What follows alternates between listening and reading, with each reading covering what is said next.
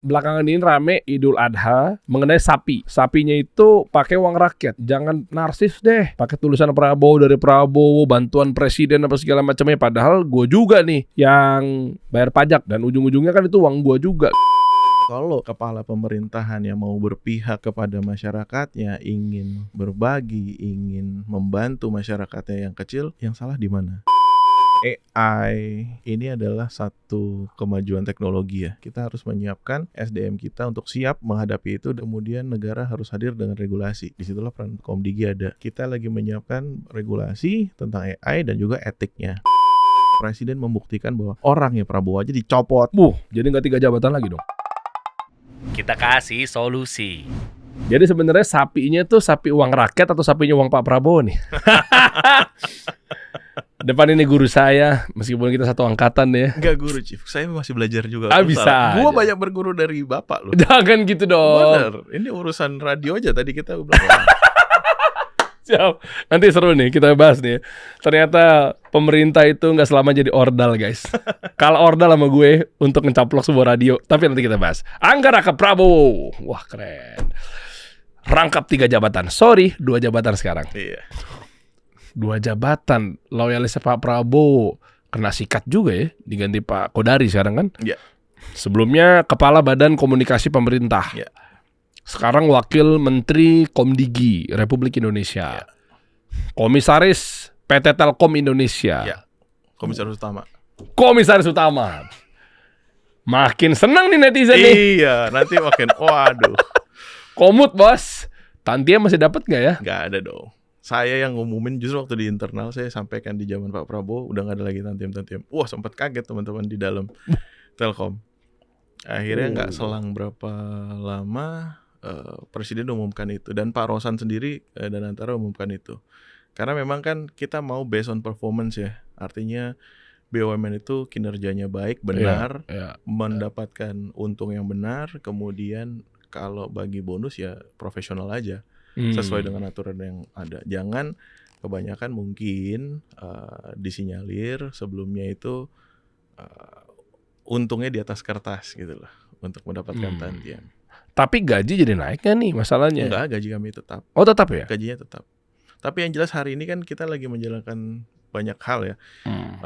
Untuk perapihan di BUMN sendiri dan di Telkom sendiri kita sebagai perusahaan yang urusannya telekomunikasi, infrastruktur digital, kita lagi mau fokus ke situ. Oke. Ini nanti kita jawab satu persatu, guys. Apalagi ini momentumnya nih, mudah-mudahan ini bisa langsung tayang ya. Ini tayang segera aja nih. Karena Idul Adha baru-baru belakangan ini kan. Idul Adha baru-baru kemarin. Tapi nggak tahu Pak Prabowo sholat nggak di Perancis? Sholat, Pak. Oh, saya kan nanya. Tabayun, Chief. Sholat bersama warga Indonesia yang ada di Paris. Keren. Ada fotonya kita Bapak di sana. Ya. Oke ya. Kalau nggak salah udah diposting juga di Instagram Presiden. Jadi Anda mau langsung dijawab atau memang biasanya dikasih solusi nih profiling tipis-tipis biar teman-teman tahu nih? Atau jangan-jangan mungkin nama Prabowo di belakang itu adalah karena baru dibikin di akta kelahiran terbaru untuk biar dapat posisi di pemerintahan sekarang tuh. Tapi ada yang ngomong begitu, sorry ya, jauh sebelum itu. Karena kan saya masuk Gerindra itu dari 2008 dulu diajak senior saya. Oke. Gerindra berdiri 2008 Februari. Ya. Saya Juni itu udah gabung di Gerindra, diajak sama senior saya Bang Abdul Karim Al-Jufri, atlet pencaksilat juara dunia. Bos gue di tempat itu pertama itu namanya Pak Sugiono, Menlu. Oh, oke. Iya. Oke. Pak Prasetyo Hadi itu salah satu pimpinan di situ, Mensesnek. Iya. Ya gitu. Dari 2008. By the way, ya kita satu angkatan kan, Bos. Iya, 89 kita kelahiran sama nih. 2008 masih kuliah. Iya. Ya, di situ. Nama Prabowo itu dari ibu almarhum ibuku ngasih nama saya. Memang dari usia kecil tuh akhirnya saya baru tahu dulu gimana kita kalau jadi anak tuh kan kesadaran sebagai anak mungkin umur 4, 5, 6 tahun gitu. Yeah. Di TV tuh kalau ada Pak Prabowo, ibu gue selalu, wah ini nih nama kamu nih dari sini. Kalau gue ke rumah yang putri gue biasanya ngomong pakai bahasa Jawa, iki lo, namamu ki seko, gitu-gitu, Prabowo. Jadi di bawah sadar tuh Prabowo.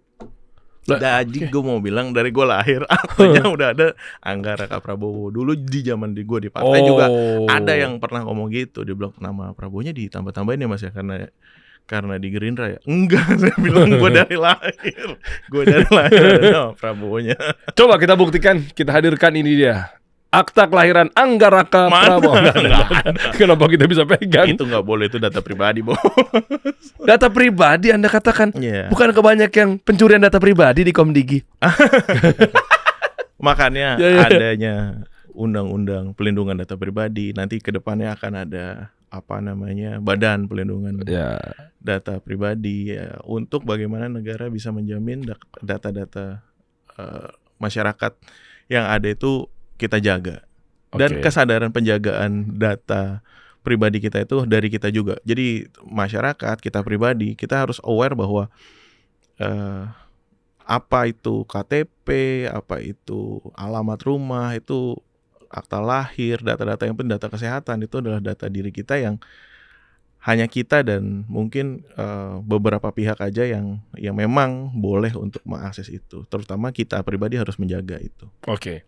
Sebenarnya seru nih kalau ngomong sama Komdigi karena memang satu irisan juga sama media, kita kasih solusi ya. Artinya kan komunikasi media gitu ya. Tapi biar runut dan teman-teman nontonnya juga nyaman, kita ke kupas satu persatu ya, Chief. Menarik ya. Sedikit profiling dulu baru nanti kita terdekat lah karena memang isunya juga lagi kencang banget.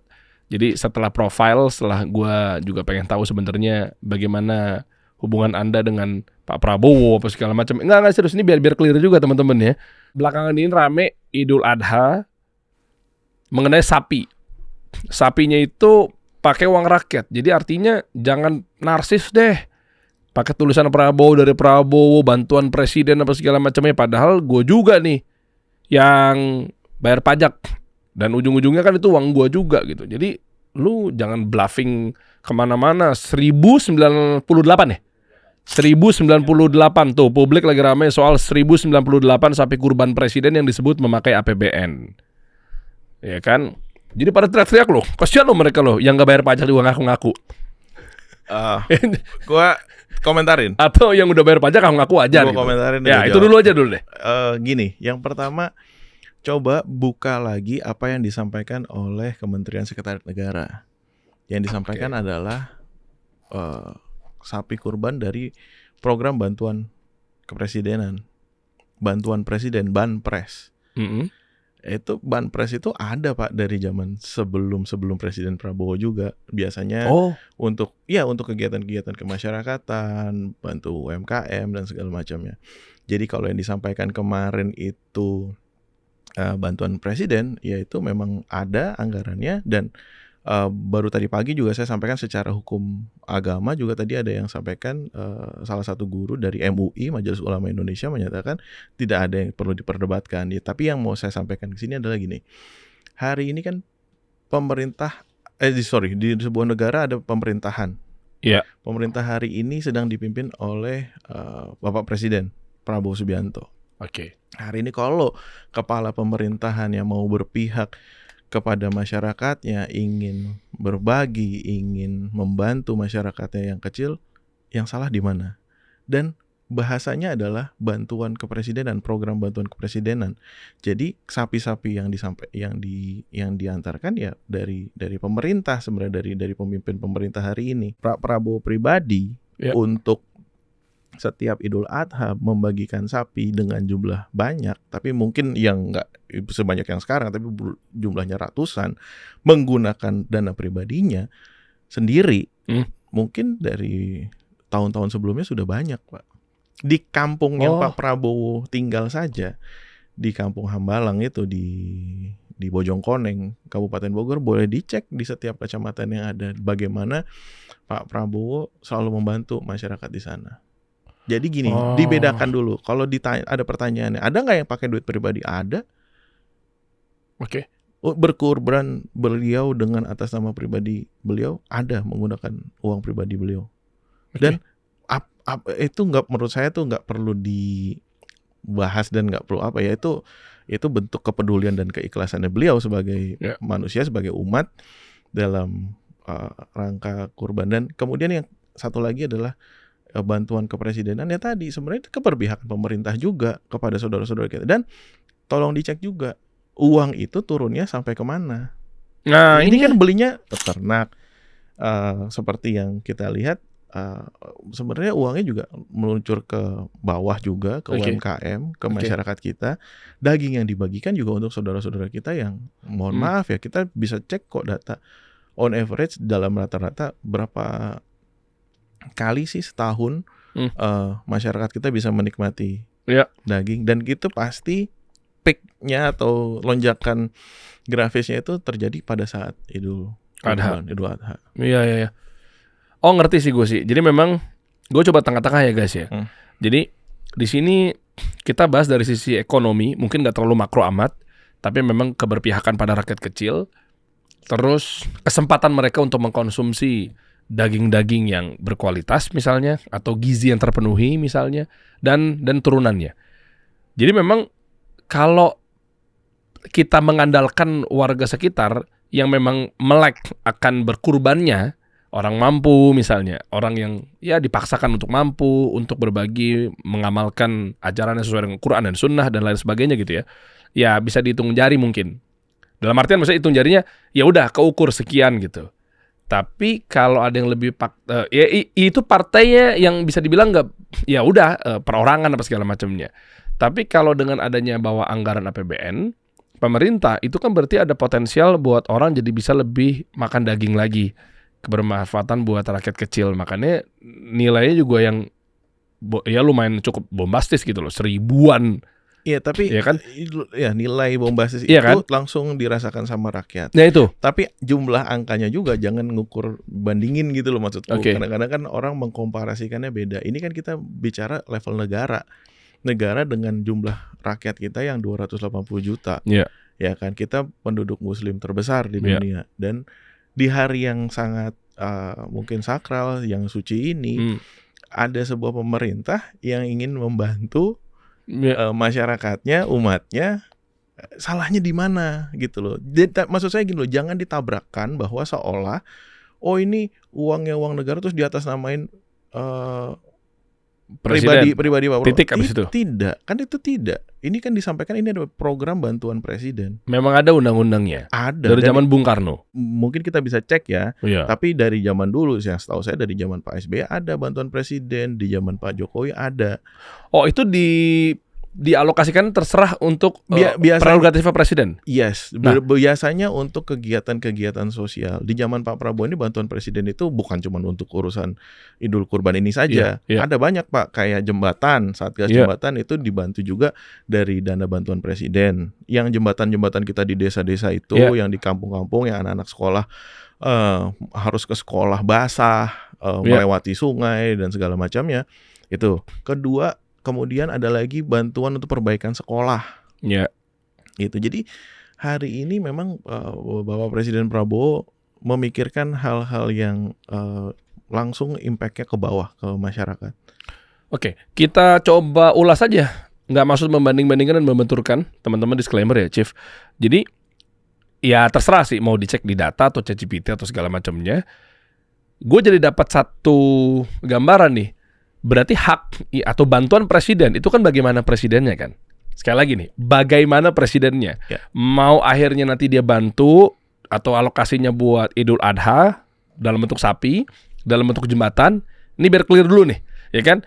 Dalam bentuk sekolah atau apapun itu bentuknya, itu adalah bantuan presiden. Memang Dan tapi ditujukannya semua itu untuk sosial Iya. kemasyarakatan. sosial kemasyarakatan. Oke, clear.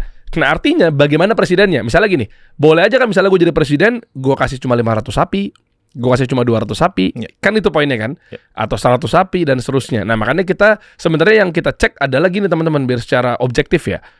Pak Presiden Pak Prabowo saat ini yang menjadi kepala negara atau nomor 1 di Indonesia, berarti kita lihat keberpihakannya pada rakyat. Udah ada bantuan presidennya dan kita ukur di Idul Adha ini, di momentum yang luar biasa ini, apa kontribusinya dari bantuan tersebut, berapa jumlah sapi yang bisa akhirnya ekonomi muter ya, dibeli dari peternakan sapi milik Indonesia, warga-warga lokal kita gitu ya. Ya kan banyak sekali para peternak-peternak lokal. Ada lagi asosiasi, jadi dari para peternak-peternak yang ada sebuah asosiasi nih. Intinya itu semuanya anak-anak Indonesia, orang-orang yang ada ekonominya berputar di bawah. Dan bantuan-bantuan itu langsung kan, aku mau bilang adalah ke pesantren, ke masjid-masjid, ya kan? Bukan ke kantornya siapa, bukan ke rumahnya siapa. Bukan ke Hambalang tuh sapinya. Hambalang, ke rakyat Hambalang di setiap kecamatan dapat satu. Saya ya, tapi itu harus dicek juga. Itu mungkin yang pribadinya Pak Prabowo dari dulu. Jadi gitu. Jadi dibedain, Chief, antara yang pribadi dengan program. Ya, yang dengan program salahnya di mana gitu kan, sudah dijelaskan secara hukum agama boleh dan secara hukum undang-undangnya juga ada dengan di bantuan presiden. Kalau ada yang mempertanyakan, kan ada nih kalau kita lihat yang komen-komen, lu kalau kurban pakai dana lu pribadi dong. Loh, saya sehari ini saya jawab ada pakai dana pribadi juga. Jadi ini double nih. Artinya double tuh artinya gini, dari di sisi beliau sebagai pemimpin negara, pemerintahan, beliau keberpihakan kepada rakyat, sisi pribadinya beliau juga terhadap lingkungan di sekitar yang beliau tinggal, keberpihakannya ada gitu loh. Yang saya juga mau bilang bahwa Pak Prabowo tuh kalau untuk urusan sosial, untuk kemasyarakatan itu luar biasa kok. Bisa ditrace kok dari zaman dulu. Pak Prabowo usia 16 tahun Pak, bikin lembaga swadaya masyarakat LSM sama Sohogi, namanya Lembaga Pembangunan Desa. Itu tujuannya apa? Bayangin ya, umur 16 tahun. Kita 16 tahun ngapain, Bos? Iya lagi. Iya kan? Iya. Ya kan, jadi gini loh. Kan ada, lu tahu istilah SJW kan zaman sekarang? Tahu. SJW itu kalau dipanjangin apa sih? Social Justice Warrior. Pejuang keadilan sosial. Prabowo Subianto bagi gue adalah the real social justice warrior. Karena apa? Dari muda, dari umur 16 tahun bikin LSM untuk cari dana gimana caranya di Gunung Kidul itu air tuh susah. Boleh dicek ke orang-orang di Gunung Kidul.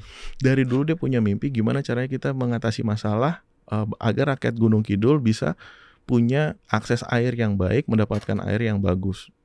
Dulu cari dana. Saya baca di proposal zaman dulu Pak Prabowo bikin sama gitu masih ada dokumennya. Itu untuk cita-cita beliau itu dulu di waktu usia 16 tahun itu tidak berhenti di situ. Coba cek program waktu beliau jadi Kemhan, tapi jauh sebelum itu saya pribadi waktu saya di partai, saya dipercayain sama Pak Prabowo itu untuk ngurusin 2 titik untuk air. Jadi waktu itu ada pertemuan Pak Prabowo dengan kepala-kepala desa. Ada salah satu kepala desa namanya Pak Andri dari Desa Berkah, Sukabumi. Saya ingat banget karena saya ngerjain proyek itu. Kan ada sesi tanya jawab, Pak Prabowo waktu itu masih sebagai ketua HKTI. Dan waktu itu sesinya lagi ketemu dengan kepala-kepala desa lah. Salah satu kepala desa ya Pak Andri ini angkat tangan. Dia bilang, Pak, desa kami di Sukabumi. Bayangin Sukabuminya tuh paling ya dari ibu kota, dari Jakarta mungkin hanya 2 jam, 2,5 jam akses kendaraan mobil. Desa kami sulit air, Pak. Oh iya, catat. Waktu itu saya dipanggil. Waktu itu saya masih jadi fotografer, Pak. Jadi tukang foto. Catat. Nggak lama setelah itu, jadi begitu itu pertemuan, let's say itu hari Jumat, hari Sabtu saya dipanggil. Waktu itu sekprinya Pak Prabowo masih Mas Daryono. Pagi-pagi dipanggil, kemarin kepala desa yang di mana itu? Di Sukabumi, Pak, saya bilang. Di Desa Berkah. Yaudah kamu cari, kamu cek di sana gimana, apa yang mereka butuhin. Akhirnya kita bikin tim, berangkat hari Minggunya saya ingat. Ketemu sama Pak Andri, sama Pak Anto gitu. Terus ngobrol dikumpulin warga desa sekitar. Saya sampaikan bahwa waktu itu Pak Kepala Desa bertemu dengan Pak Prabowo dan Pak Prabowo hari ini ingin memberikan bantuan. Nah, mereka minta ada sumur bor, Pak. Sumur bor. Jadi sebenarnya ada mata air, letaknya di bawah, bagaimana air itu bisa disedot dan ke atas. Dan mereka minta akses untuk MCK dan musola waktu itu di sana. Ya kita tim turun untuk itu. Yang saya mau bilang adalah perjuangan Pak Prabowo untuk hal-hal menyelesaikan problem di masyarakat yang paling bawah itu memang dari dulu. Untuk banyak sekali anak-anak yang mendapat beasiswa beliau. Hari ini misalnya Pak Dery ada program sekolah rakyat. Noise-nya adalah berisiknya adalah, sorry nih aku pakai bahasa noise, pakai bahasa berisik ya kan. Kan memang fenomenanya itu ya, kan dikomenin lah. Sekarang begitu. Ngapain bikin sekolah rakyat lagi? Sekolah biasa aja banyak segala macam. Nah, sekolah rakyat ini kan ditujukan untuk memutus garis kemiskinan. Mhm. Anak-anak yang sekolah di sekolah rakyat ini, Jeff, adalah orang-orang anak-anak yang mungkin bermimpi untuk sekolah saja tidak. Iya. Bermimpi. Saya kasih contoh.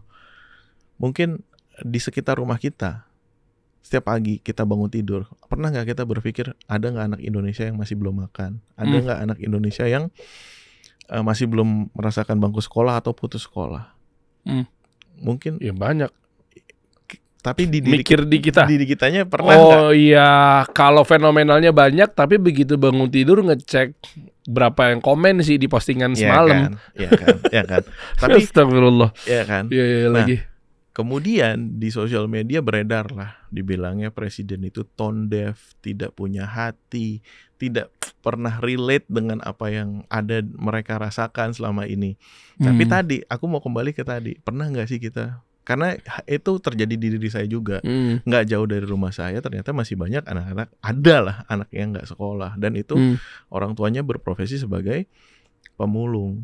Saya tahu itu dari saya tinggal di daerah Bogor itu udah dari 2017 setelah saya menikah.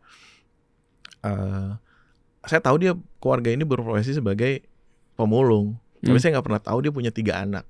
Umurnya 8, 6, dan 3 tahun satu lagi. Nah, anak yang 8, 6 tahun ini kan sebenarnya usia sekolah. Dia tidak sekolah. Bahkan bermimpi untuk berani ngomong ke orang tuanya untuk sekolah aja mungkin enggak. Karena dia mungkin tiap pagi ngelihat dari jam 4 pagi, dari jam 5 pagi orang tuanya udah keluar cari botol bekas untuk bagaimana dia bisa makan di hari itu. Nah, sekolah rakyat itu hadir hari ini, Chief. Masya Allah. Untuk apa? Anak-anak yang tidak bisa sekolah dan putus sekolah itu diambil oleh negara, sekolahnya boarding, berasrama. Itu yang tadi dibilang memutus garis kemiskinan, agar anak itu keluar dari lingkungan itu. Tapi tidak berhenti di situ saja. Anak yang sekolah ini kan diberi semua fasilitas, dari mulai pendidikan, gizi, sampai pakaian, sampai bagaimana mereka keseharian di sana diajarkan. Tapi orang tuanya juga diberikan bantuan melalui bantuan sosialnya pemerintah. Jadi orang tuanya dapat perbaikan rumah, dapat modal dan sebagainya. Negara hadir di situ. Jadi itu yang mau gue juga sampein ke teman-teman yang hari ini mungkin ngelihat judul apa, gambar apa, belum ngecek tapi udah emosi duluan. Oh, baca headline. Ya kan hari ini perilaku sekarang tuh. Nah, perilaku sekarang itu yang gue sebut, ini juga jadi, gue lagi S2. Jadi tesis gue tuh judulnya Rage Bait di era informasi dan komunikasi sekarang. Jadi rage bait, memancing amarah. Iya. Ya kan? Siapa yang nggak marah ketika lu nulis judulnya misalnya Prabowo sumbang kurban pakai dana APBN, terus gambarnya sapi, tulisannya Prabowo. Padahal informasi yang disampaikan adalah pemerintah melalui program bantuan kepresidenan menyumbang sapi. Sekian banyak, dibagikan kemana, diambil dari mana, anggarannya sekian. Waduh. Ya. Gitu. Jadi mungkin tadi saya mengencourage lagi teman-teman, kritik boleh, kami terbuka terhadap kritik dan masukan, dan kritik dan masukan itu penting dan wajib hukumnya. Pak Prabowo sendiri sebagai pribadi, sebagai pemimpin, sebagai presiden sangat terbuka terhadap kritik dan masukan. Contoh misalnya MBG. Ya kan, MBG begini. Kita lihat dan kita terbuka terhadap itu. Tata kelola kita perbaiki, dapur-dapur yang salah kita tutup, kita tindak. Artinya kita tidak anti terhadap itu. Mendingan secara konkret, biar kalau tujuannya adalah buat balik rakyat, pakai APBN dan ada undang-undangnya, lewat bantuan presiden, dan efeknya nantinya ekonomi berputar. Pedagang kebeli sapinya, nggak akhirnya jadinya kesian mereka harus buka lapak di pinggir jalan misalnya, tapi taunya sapinya nggak laku atau sakit-sakitan karena mungkin kelamaan sebelum dipotong tapi dengan gizi yang terpenuhi, apapun itu bentuknya. Tapi disclaimer, izin, gue nggak tahu ini pernah dibahas apa enggak, tapi coba aja kita kupas secara detail. Buka aja di ChatGPT. Sekali lagi ya, saya disclaimer, nggak maksud banding-bandingin dengan pemerintahan sebelumnya atau yang manapun. Dengan total 1098 yang ternyata ada efek signifikannya buat ekonomi berputar di Indonesia, rakyat juga jadi akhirnya bisa makan daging, apa segala macamnya, yang bantuan presiden sebenarnya hak prerogatif presiden. Dia bisa taruh buat ngambil 500 misalnya, dibeli dari pedagang-pedagangnya, atau 100 sekalipun, sisanya buat sekolah rakyat aja, sisanya buat jembatan, ya semuanya program sah-sah aja positifnya kan. Boleh kita lihat nggak? Waktu sebelumnya persis saja presiden ke-7 misalnya, Pak Jokowi berapa gunakan bantuan presiden yang dikhususkan untuk sapi atau Idul Adha pada saat berkurban. Ini biar nggak ada aneh-aneh lagi berpikirnya. Saya nggak tahu ya, saya maksudnya jangan juga berpikir bahwa kok jadi dibentur-benturin. Nggak tahu, meskipun mau lebih banyak lebih mundur kan, ya nggak apa-apa juga, Chief. Mungkin diceknya adalah bagaimana menggunakan bantuan Ya, presiden boleh. itu, Mbak. Boleh. Sekalian, Ya, kan? Pak Jokowi, Pak gimana ya? Ya Pak Presiden semuanya sih sebenarnya sih. Biar clear aja teman-teman. Maksudnya nanti kan kelihatan, Chief. Ini memang gua agak tajam sih ya memang ya. Tapi enggak maksud membanding-bandingkan dan bentur-benturin, biar teman-teman kebayang juga bahwa sebenarnya nanti kita lihat, ya bahasa gua agak nggak enak sih. Ya nggak apa-apa lah, gue agak bingung, lagi malas mikirin buat bahasa diplomatisnya. Mana yang benar-benar mengutamakan kepedulian terhadap rakyat? Ya nggak tahu ya, coba dulu aja. Ini yang mana nih? Ini apa? Berapa banyak para presiden menggunakan bantuan presiden atau banpres untuk sapi untuk berkurban? Atau dalam bentuk banpres aja sih. Iya, dalam bentuk banpres. Nah kan ada tuh. Ah? Ada tuh ternyata. Oh iya, coba sebentar ya. Langsung keluar aja ya. Saya udah disclaimer guys. Jadi tolong pendukung-pendukung dan partai-partai terkait jangan langsung sumbu pendek ya. Saya baca berdasarkan data loh. Dikeluarkan dari ChatGPT dan nanti ada sumber-sumbernya semuanya tuh. Tuh. Bahkan ada website resminya loh. Coba lihat. Hover ke sana, hover. Presiden ri.go.id, bener nggak? Itu website resminya. Iya. Presiden.go.id. Sebentar, nggak usah dibuka dulu. Baca tadi dulu. Joko Widodo 2022 34 ekor disebar ke 34 provinsi. Joko Widodo 2023 38 ekor disebar ke 38 provinsi. Setelah ada provinsi baru. Ini sumbernya jelas ya, presiden ri.go.id. Artinya dari presiden sendiri gitu loh. Ya mungkin timnya maksudnya.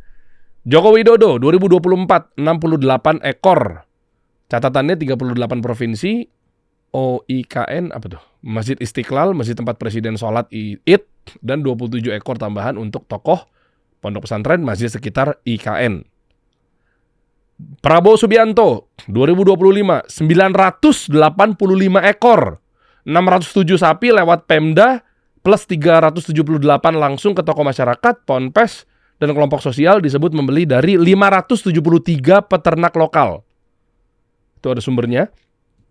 Lanjut, Prabowo Subianto 2026 1098 ekor. Tepat angkanya ya.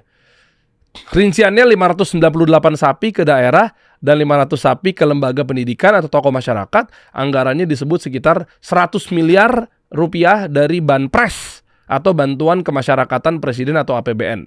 Itu sumbernya tuh, Detik News. Ini kan kita mau bilang bahwa bantuan presiden itu ada sejak dulu. Beritanya kan? Benar, tapi Enggak, saya bukan Salim Doer kok. Ada cerita lucu guys. Doer. Jadi Salim Doer pernah, ini maaf agak keluar topik dikit. Salim Doer duduk dikasih solusi kemarin. Terus tiba-tiba lucunya potongannya, jujur gue pribadi pada saat diskusi berlangsung gue nggak ada masalah. Maksudnya nggak ngeliat sesuatu yang apa gitu loh. Zari Hendrik aja kelakuannya. Gue bilang, kan dia ngomong kan kayak puji-puji kayak jilat gitu ya. Lu kok kritik pemerintah mulu sih, Lim? Kenapa sih begini? Loh ya masalahnya dikritik juga gak ada masalah. Gue juga udah izin kok ke pakai ke Anggaraka Prabowo lah Komdiki. Karena waktu itu kan Anda menjadi atau masih menjabat menjadi Kepala Badan Komunikasi Republik Indonesia yang sekarang akhirnya digantikan oleh Pak Prabowo, mencopot Anda dan memasukkan Pak Kodari kan sebetulnya. Yeah. Terus ya udah, tapi bahasanya tuh kayak jilat gitu loh, Salim. Kayak beliau begini, orang pintar. Wah. Orang cerdas. Itu mungkin tergantung kita apakah dia lagi menjilat atau enggak. Tapi yang jelas gini, saya ketemu Salim itu berdasarkan penasarannya saya. Kok Anda samperin? Harusnya kan Anda ngapain memikirkan orang-orang mengkritik pada pemerintah? Loh, justru kan ketika ada kritik, kita pengen tahu landasan kritiknya apa, alasan dibalik itu apa. Kita mau kenal juga sama teman-teman itu kan. Oke. Nggak cuma Salim by the way ya. Artinya gue ketemuin sebenarnya banyak orang yang posisinya yang kita anggap mungkin sekarang berseberangan atau mengkritik atau apa ikut-ikutan kritik gitu kan. Jadi salah satunya Salim. Jadi waktu ketemu Salim, saya dengerin dan dia bilang, saya ini sebenarnya pendukung Pak Prabowo bang dulu. Saya tuh milih Pak Prabowo dulu. Oke. Dan itu sah aja ya, pilihan orang banyak, bebas kan dalam sebuah pilihan. Kemudian tapi di dalam perjalanan saya nggak suka bang sama ini sama ini sama ini. Oke, dan itu haknya dia juga. Nah, kemudian saya tanya, kritik kamu terhadap ini apa? Kritik kamu terhadap ini apa? Apa alasannya? Akhirnya sampai di titik bahwa dia sampaikan bahwa program-program kalau yang bagus, ayo bang kita dukung, ini bagus. Tapi kalau di dalam pelaksanaannya ada yang salah, kita minta izin nih bang. Nggak usah bilang, nggak usah izin lah. Orang dia sebagai warga negara punya hak kok untuk menyampaikan pendapatnya. Cuman tadi yang saya sampaikan ke dia, jangan sampai sebuah kritik atau sebuah masukan itu disamakan dengan menghujat, artinya ini menormalisasi hujatan, menormalisasi menyebarkan disinformasi. Jangan bedakan itu. Kalau kritiknya itu baik, kita oke kok, nggak ada masalah. Asal nggak hoax gitu misalnya. Betul atau Pak. Personal yang betul tadi yang saya bilang. Kalau judul beritanya Prabowo bagikan 1.000 sekian kurban pakai dana APBN, terus pakai fotonya foto sapi tulisannya Prabowo, yang sebenarnya dalam penyampaian ke publiknya kan bukan atas nama Prabowo, atas nama sebuah program ya, bantuan presiden. Kedua, sapi-sapi yang ditulisin nama Prabowo itu sapi kapan? Sapi yang sekarang apa sapi yang kapan? Iya. Gitu. Atau mungkin 2 tahun lalu yang memang beliau juga belum jabat jadi presiden ya? Belum, Pak Prabowo menjadi presiden dan banyak gitu loh yang beliau juga dari dulu sumbangkan, beliau ikut kontribusi untuk masyarakat gitu loh. Jadi di era digital hari ini, informasi begitu deras, tapi ya kita sampaikan kepada publik untuk mengecek dan meng-cross-check kembali terhadap informasi yang beredar. Makanya itu dia tuh kita lihat, mungkin gue mau bacakan data yang terakhir ya, kita bahas sapi, habis itu kita move on ke topik yang lain. Mungkin MBG seru juga kita bahas ya, tapi artinya ya kita tutup dengan ini aja Chief, biar semua kan sudah terklarifikasi gitu. Dalam artian yang fokusnya, lagi-lagi disclaimer, nggak maksud membanding-bandingkan bahwa ini bukan berarti kepedulian terhadap rakyatnya tuh dari sektor peternakan misalnya, atau sapi, atau ekonomi rakyat kecil, memberikan hak dan kesempatan yang sama mereka makan daging, itu adalah ukuran bahwa dia peduli apa tidaknya. Bukan. Karena temanya adalah sapi kurban, ya bahasnya sapi kurban. Ya, Itu aja dulu, banpresnya khusus untuk sapi kurban. Di luaran sana mau ada jembatan, tapi presiden ini jembatannya lebih bagus. Oh iya. Kita nggak lagi bahas itu, fair-fairan aja, nggak apa-apa, kritik aja. Gue pengen tahu bahwa apa landasan Pak Presiden Prabowo Subianto menggunakan dana APBN yang tentunya banpres udah ada juga digunakan juga sama presiden-presiden sebelumnya, yang di situ akhirnya alokasi dananya itu ini kan signifikan sekali loh. Ya dari ada yang 30, bahkan ada yang 1 ekor atau 14 ekor, sekarang pas Pak Prabowo ini 1000-an ekor gitu loh. Maksudnya ini ada hubungannya nggak sama beliau itu? Saya lupa, atau mungkin belum tahu update-nya juga, masih nggak menjadi ketua umum Asosiasi Petani ya? HKTI, Himpunan Kerukunan Tani Indonesia. Itu. Apakah itu atau memang ada tujuan-tujuan lain? Anda bisa komunikasiin ke publik biar clear informasinya. Jangan sampai akhirnya ini putus di sini bahwa ternyata memajukan masyarakat kecil itu bisa dari gizi, ujung-ujungnya kan sapi daging ya. Dugaan saya kan memang masih ada irisan nama MBG, gizi, stunting, apa segala macamnya ke situ. Atau karena beliau juga dekat sama peternak, petani. Atau apa sih sebenarnya? Ada informasinya nggak? Soalnya ini signifikan. Kalau 50, 30 oke lah. Ini kan 1000-an. Jadi biar clear semuanya nih. Soalnya kan makanya kenapa reaktif publik kan gede banget angkanya gitu loh. Reaktif publiknya juga mungkin tadi apakah salah dalam menilai bahwa menyimpulkan gitu kan. Jangan dipikirnya itu mengatasnamakan pribadi gitu. Tapi satu, yang pertama HKTI, beliau sudah tidak menjadi ketua umum. Beliau tapi masih saya menjadi mungkin ketua dewan pembina di HKTI. Ketua umumnya sekarang Mas Sudaryono. Oh, Mas Dar. Ya, Mas Dar. Mantap, Mas Momen. Pernah saya undang juga ke sini. Udah pernah, Mas. Udah pernah dong. Waktu itu saya apresiasi beliau pas beras surplus. Wah, langsung kita kontak, Mas Dar. Coba dong, saya mau apresiasi, jelasin dong kenapa bisa surplus. Mas Dar itu beliau anak petani. Ya, betul. Sekarang yang memimpin di pertanian. Ya. Salah satu yang memimpin di pertanian kan ya keberpihakannya. Jadi artinya sebagai anak petani ya dia tahu di lapangan seperti apa orang tuanya ya kan. Makanya untuk pertama kali dalam sejarah juga di era pemerintahan Pak Prabowo memutus rantai distribusi pupuk yang sangat berlibet gitu, yang mahal lagi harga pupuk. Kadang-kadang tidak sampai ke petani dan tidak sampai di waktu yang tepat dan harganya mahal. Hari ini selain tadi rantai pasok yang diputus, birokrasinya, untuk pertama kali dalam sejarah harga pupuk turun 20%. Oh, ya. Makanya itu will. Nah tadi kalau mau nyambung, kenapa sih sebesar itu, sebanyak itu? Ya kan kita lagi bahas tadi momentumnya, ini lagi momentum Idul Adha. Ya keberpihakan pemerintah hari ini untuk para siapa? Untuk para peternak, petani di bawah, untuk para rakyat kita yang ya tadi saya bilang, kembali ke data statistik lagi, berapa banyak sih rakyat kita yang makan daging dalam hal ini, dalam rata-rata dalam setahun, ya kan? Dan dari di momentum ini, ya itulah keberpihakan pemerintah ada. Dan bukan cuma urusan sapi nih, kalau saya mau bilang, ya. Banpres itu digunakan tadi oleh presiden untuk banyak hal. Bisa dicek lagi nanti, bisa diminta datanya berapa banyak sekolah yang udah diperbaikin, berapa banyak jembatan-jembatan yang sudah terbangun. Oh, masih ada dananya tuh? Masih, Pak. Oh, kirain gitu kayak mencat balon gitu loh, Chief. Makanya tadi saya bilang jangan membandingkan gitu loh angka ini dengan kantong kita pribadi atau dengan oh ini anak memang dananya besar, tapi dana besar ini kan digunakan untuk kepentingan masyarakat yang besar. Dan karena tadi kita ngomonginnya momentumnya lagi Idul Kurban, ya untuk Idul Kurban, tapi bahwa program lain banyak yang digunakan oleh Bapak Presiden dari program bantuan kepresidenan ini untuk hal-hal yang langsung menyentuh ke masyarakat tadi, seperti perbaikan sekolah, pembangunan jembatan gitu. Nanti mungkin kita akan bikinin satu datanya agar bisa disampaikan juga ke publik, ya kan? Apa aja sih yang udah menggunakan dana bantuan kepresidenan ini yang sedang dikerjakan dan sudah dikerjakan. Wah, itu boleh tuh. Jadi ya kan? saya rasa clear untuk yang sapi kurban 1098 ekor. Jadi sebagai kesimpulan sebenarnya ini adalah bentuk penguatan kita terhadap peternak lokal, ekonomi muter kembali ke masyarakat.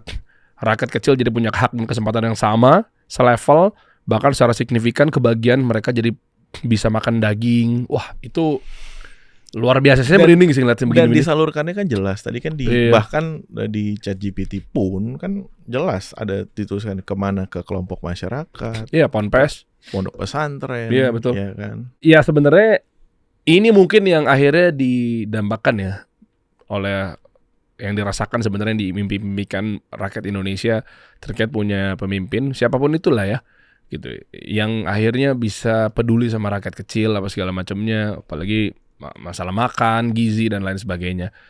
Jadi jangan sampai akhirnya dipelintir gitu loh. Saya pikir tuh gara-gara narasi-narasi itu gara-gara AI. Belakangan ini kan akhirnya diplesetin ke sana kemari tentang AI, deepfake. Nah, maksud saya apa peran Komdigi dalam hal ini? Dua-duanya deh sekalian, deepfake yang diganti muka kita nih. Judol gue juga sering diplesetin buat jadi judol. Untuk penjagaan yang ujung-ujungnya adalah hak dan perlindungan konsumen. Sepakat. Jadi seperti apa, Chief? Yang pertama, AI ini adalah satu kemajuan teknologi ya, yang kita juga tidak bisa menafikan. Yang ada adalah kita harus menyiapkan SDM kita untuk siap menghadapi itu, dan kemudian negara harus hadir dengan regulasi. Disitulah peran Komdigi ada. Kita lagi menyiapkan regulasi tentang AI dan juga etiknya. Ini kan kasus online scamming. Iya, betul. Iya kan, banyak banget tentang ini. Gue juga tiap hari di DM ada beberapa, dan itu biasanya kami bekerja sama juga dengan APH biar langsung di trace laporan ini dan juga ada penindakan terhadap itu. Polisi dalam hal ini. Dalam hal ini. Di polisi ada polisi siber kan. Di Komdigi sendiri ada kami di Kedirjenan Pengawasan dan Penindakan. Gitu. Nah, hari ini kita juga tidak tidak alfa dalam hal ini kita menyiapkan regulasi-regulasinya. Salah satu yang lagi mau didorong adalah tentang regulasi AI dan juga etiknya. Nanti lagi diajukan, sudah uji publik dan segala. Dan juga begini, inilah pentingnya negara hadir, negara di depan untuk menjamin keselamatan masyarakatnya. Terutama di mana? Sekarang kan pengguna sosial media banyak. Iya. Pengguna sosial media kita juga minta platform, Pak. Kan platform ini kan beroperasi di Indonesia, menggunakan infrastruktur kita, dan kita semua ini jadi pasar kan. Jadi jadi penggunanya.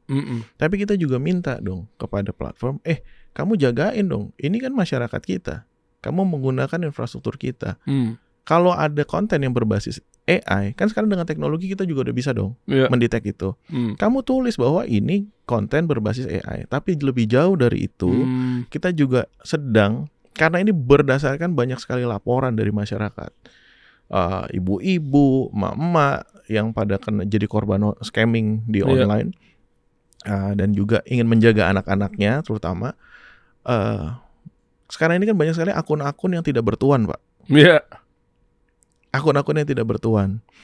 Kita ingin semua akun itu bagaimana caranya ada penanggung jawabnya. Sayang kami nggak mau membatasi. Misalnya Om Dery mau punya 5 akun, nggak ada masalah. Yang penting ada penanggung jawabnya dan jelas nomor handphonenya itu milik siapa jelas. Siapa yang bertanggung jawab di situ jelas dengan ada ID-nya mungkin. Nah itu yang kita sedang uji publik kita, karena ini berdasarkan banyak sekali laporan. Ini juga sebagai langkah kita menjaga masyarakat kita dari tadi online scamming, kemudian judi online, pornografi, abuse di dalam sosial media dan di ranah digital. Karena siapa yang tahu orang masuk di chat aplikasi kayak Telegram, mungkin WhatsApp dan lain-lain.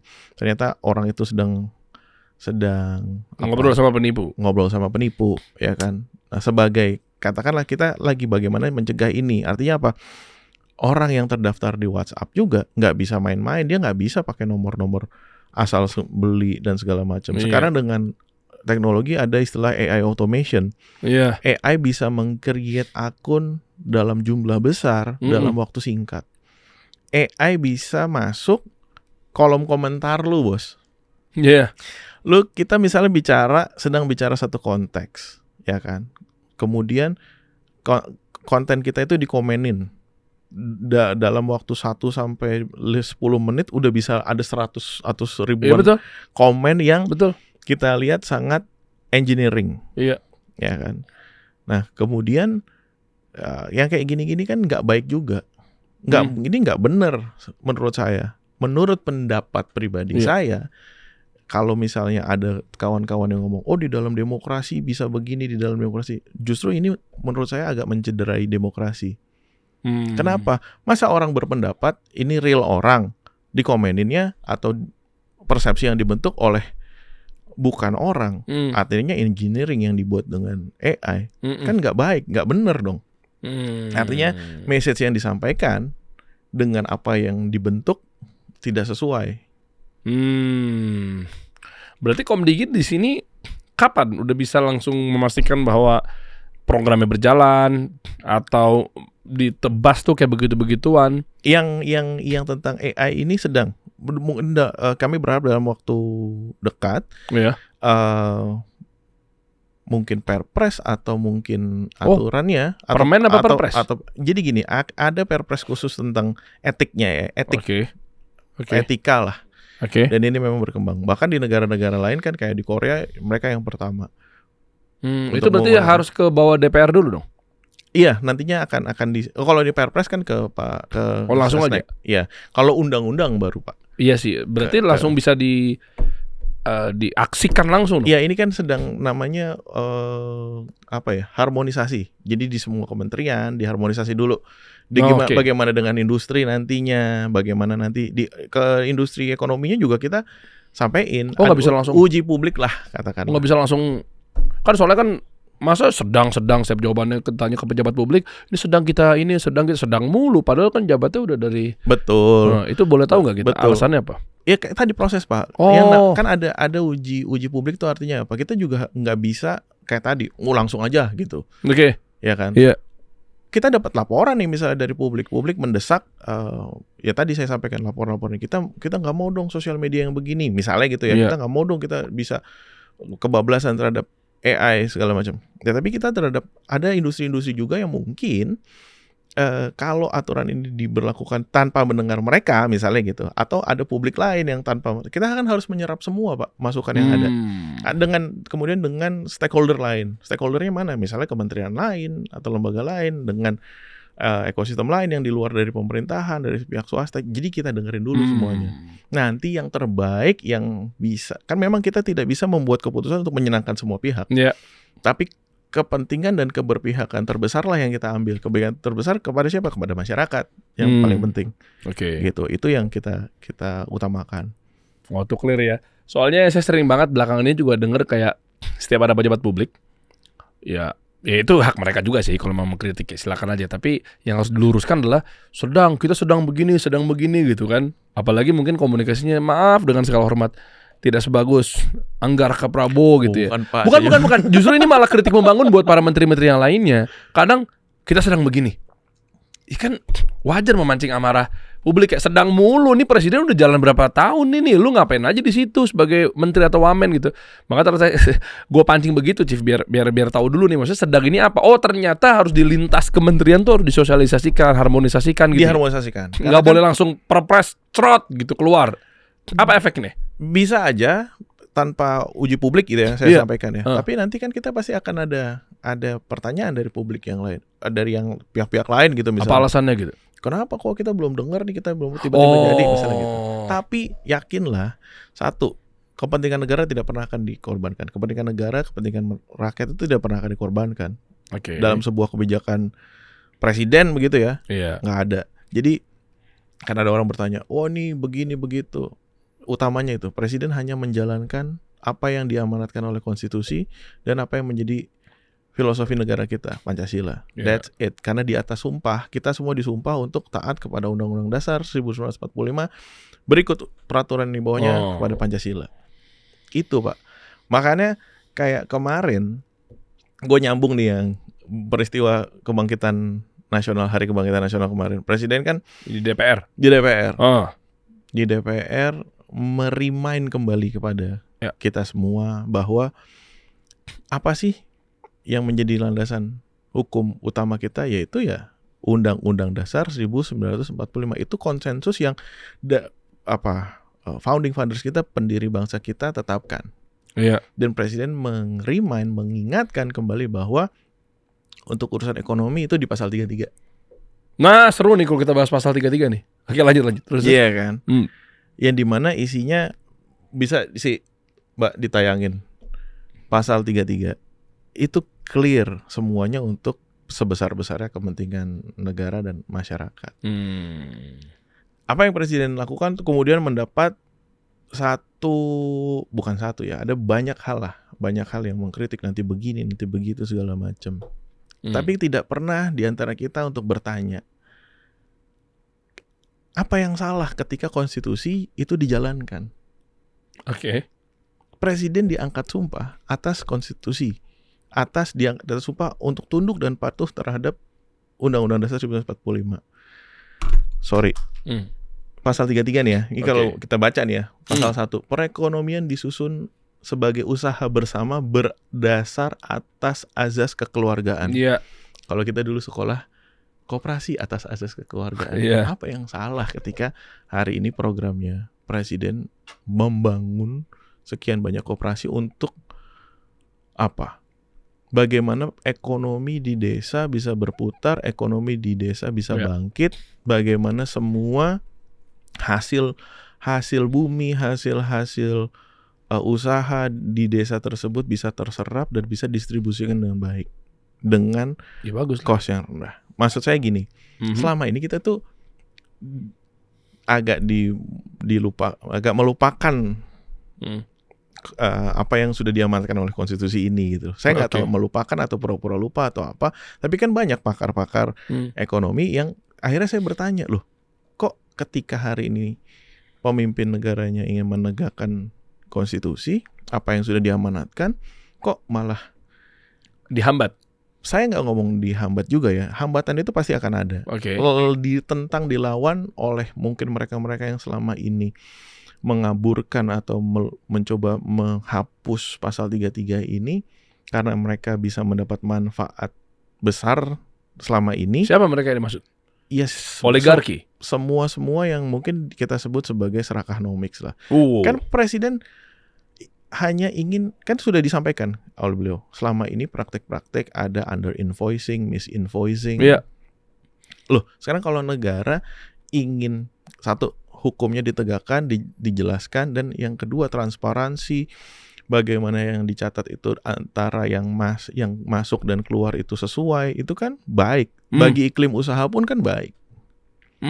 Ya kan? Tapi mungkin bagi mereka-mereka yang selama ini satu ingin mengaburkan pasal ini, ingin meniadakan pasal ini, yang sudah menikmati pasti akan ada hambatan dan perlawanan terhadap apa yang dilakukan mungkin akan ada. Tapi kalau saya ingin merimain lagi kepada teman-teman mungkin yang lihat yang presiden lakukan itu tidak ada yang di luar konstitusi. Jadi kalau ketika iya dong. Nah, yang kedua nih, cabang-cabang produksi yang penting bagi negara dan menguasai hajat hidup orang banyak dikuasai oleh negara. Yang ketiga, bumi, air, dan kekayaan alam yang terkandung di dalamnya dikuasai negara dan dipergunakan untuk sebesar-besar kemakmuran rakyat. Nah, salahnya di mana? Sebentar, mungkin akhirnya jadi bahan sumbu pendek dari segelintir orang karena narasinya itu penting bagi negara, dikuasai oleh negara, tuh, gitu-gitu terus tuh. Jadi kayak kesana tuh kemarin sempat viral itu tanah ya. Saya lupa ya, tanah atau apa gitu, dikuasai oleh negara. Itu kesana tuh malah yang di framing itu yang bagian dari negara tuh menguasai tanah-tanah tertentu apa segala macamnya. Itu udah harus diluruskan. Anda mungkin sebagai yang salah dengan yang dikuasai oleh negara tuh bagian mananya? Ketika begini, sekarang itu semua adalah milik negara. Negara itu ya rakyat Indonesia, Pak. Rakyat Indonesia. Negara itu disebut sebesar-besar kemakmuran rakyat. Itu ini nggak kegaung.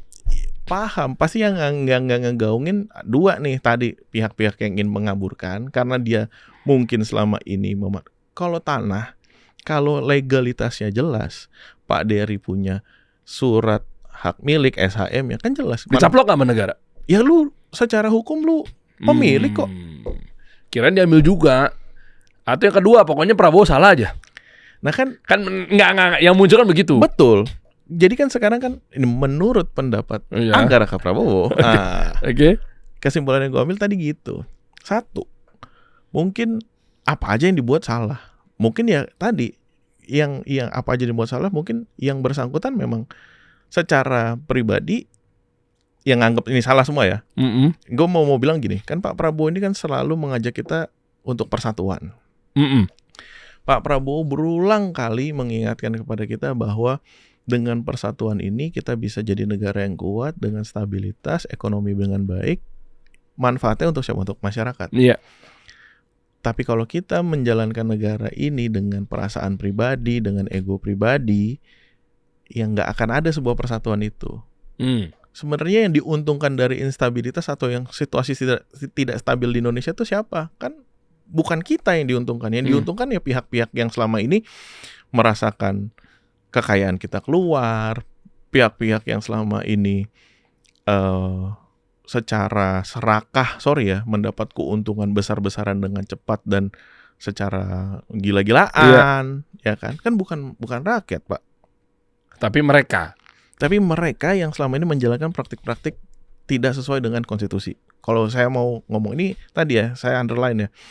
Yang dijalankan oleh pemerintah Republik Indonesia, yang dijalankan oleh Presiden Republik Indonesia adalah sesuai dengan konstitusi, sesuai dengan Pancasila, dan tidak akan mengorbankan kepentingan negara dan kepentingan masyarakat. Karena tujuan bernegara itu melindungi segenap tumpah darah, melindungi semua rakyat. Nah, tadi gue mau bilang yang salah di mana? Presiden menjalankan konstitusi pemerintah ini menjalani konstitusi. Bahwa di dalam perjalanan kita ada yang mengkritik, memberi masukan, ayo bareng-bareng. Tadi kembali ke yang lu bilang, pokoknya apa yang dibuat Prabowo salah gitu misalnya. Ya kita harus coba cek yang ngomong itu mungkin beda pilihan politik, beda pilihan secara politik. Misalnya ada yang ngomong, salah satu orang senior yang ya disebut sebagai pakar, profesor.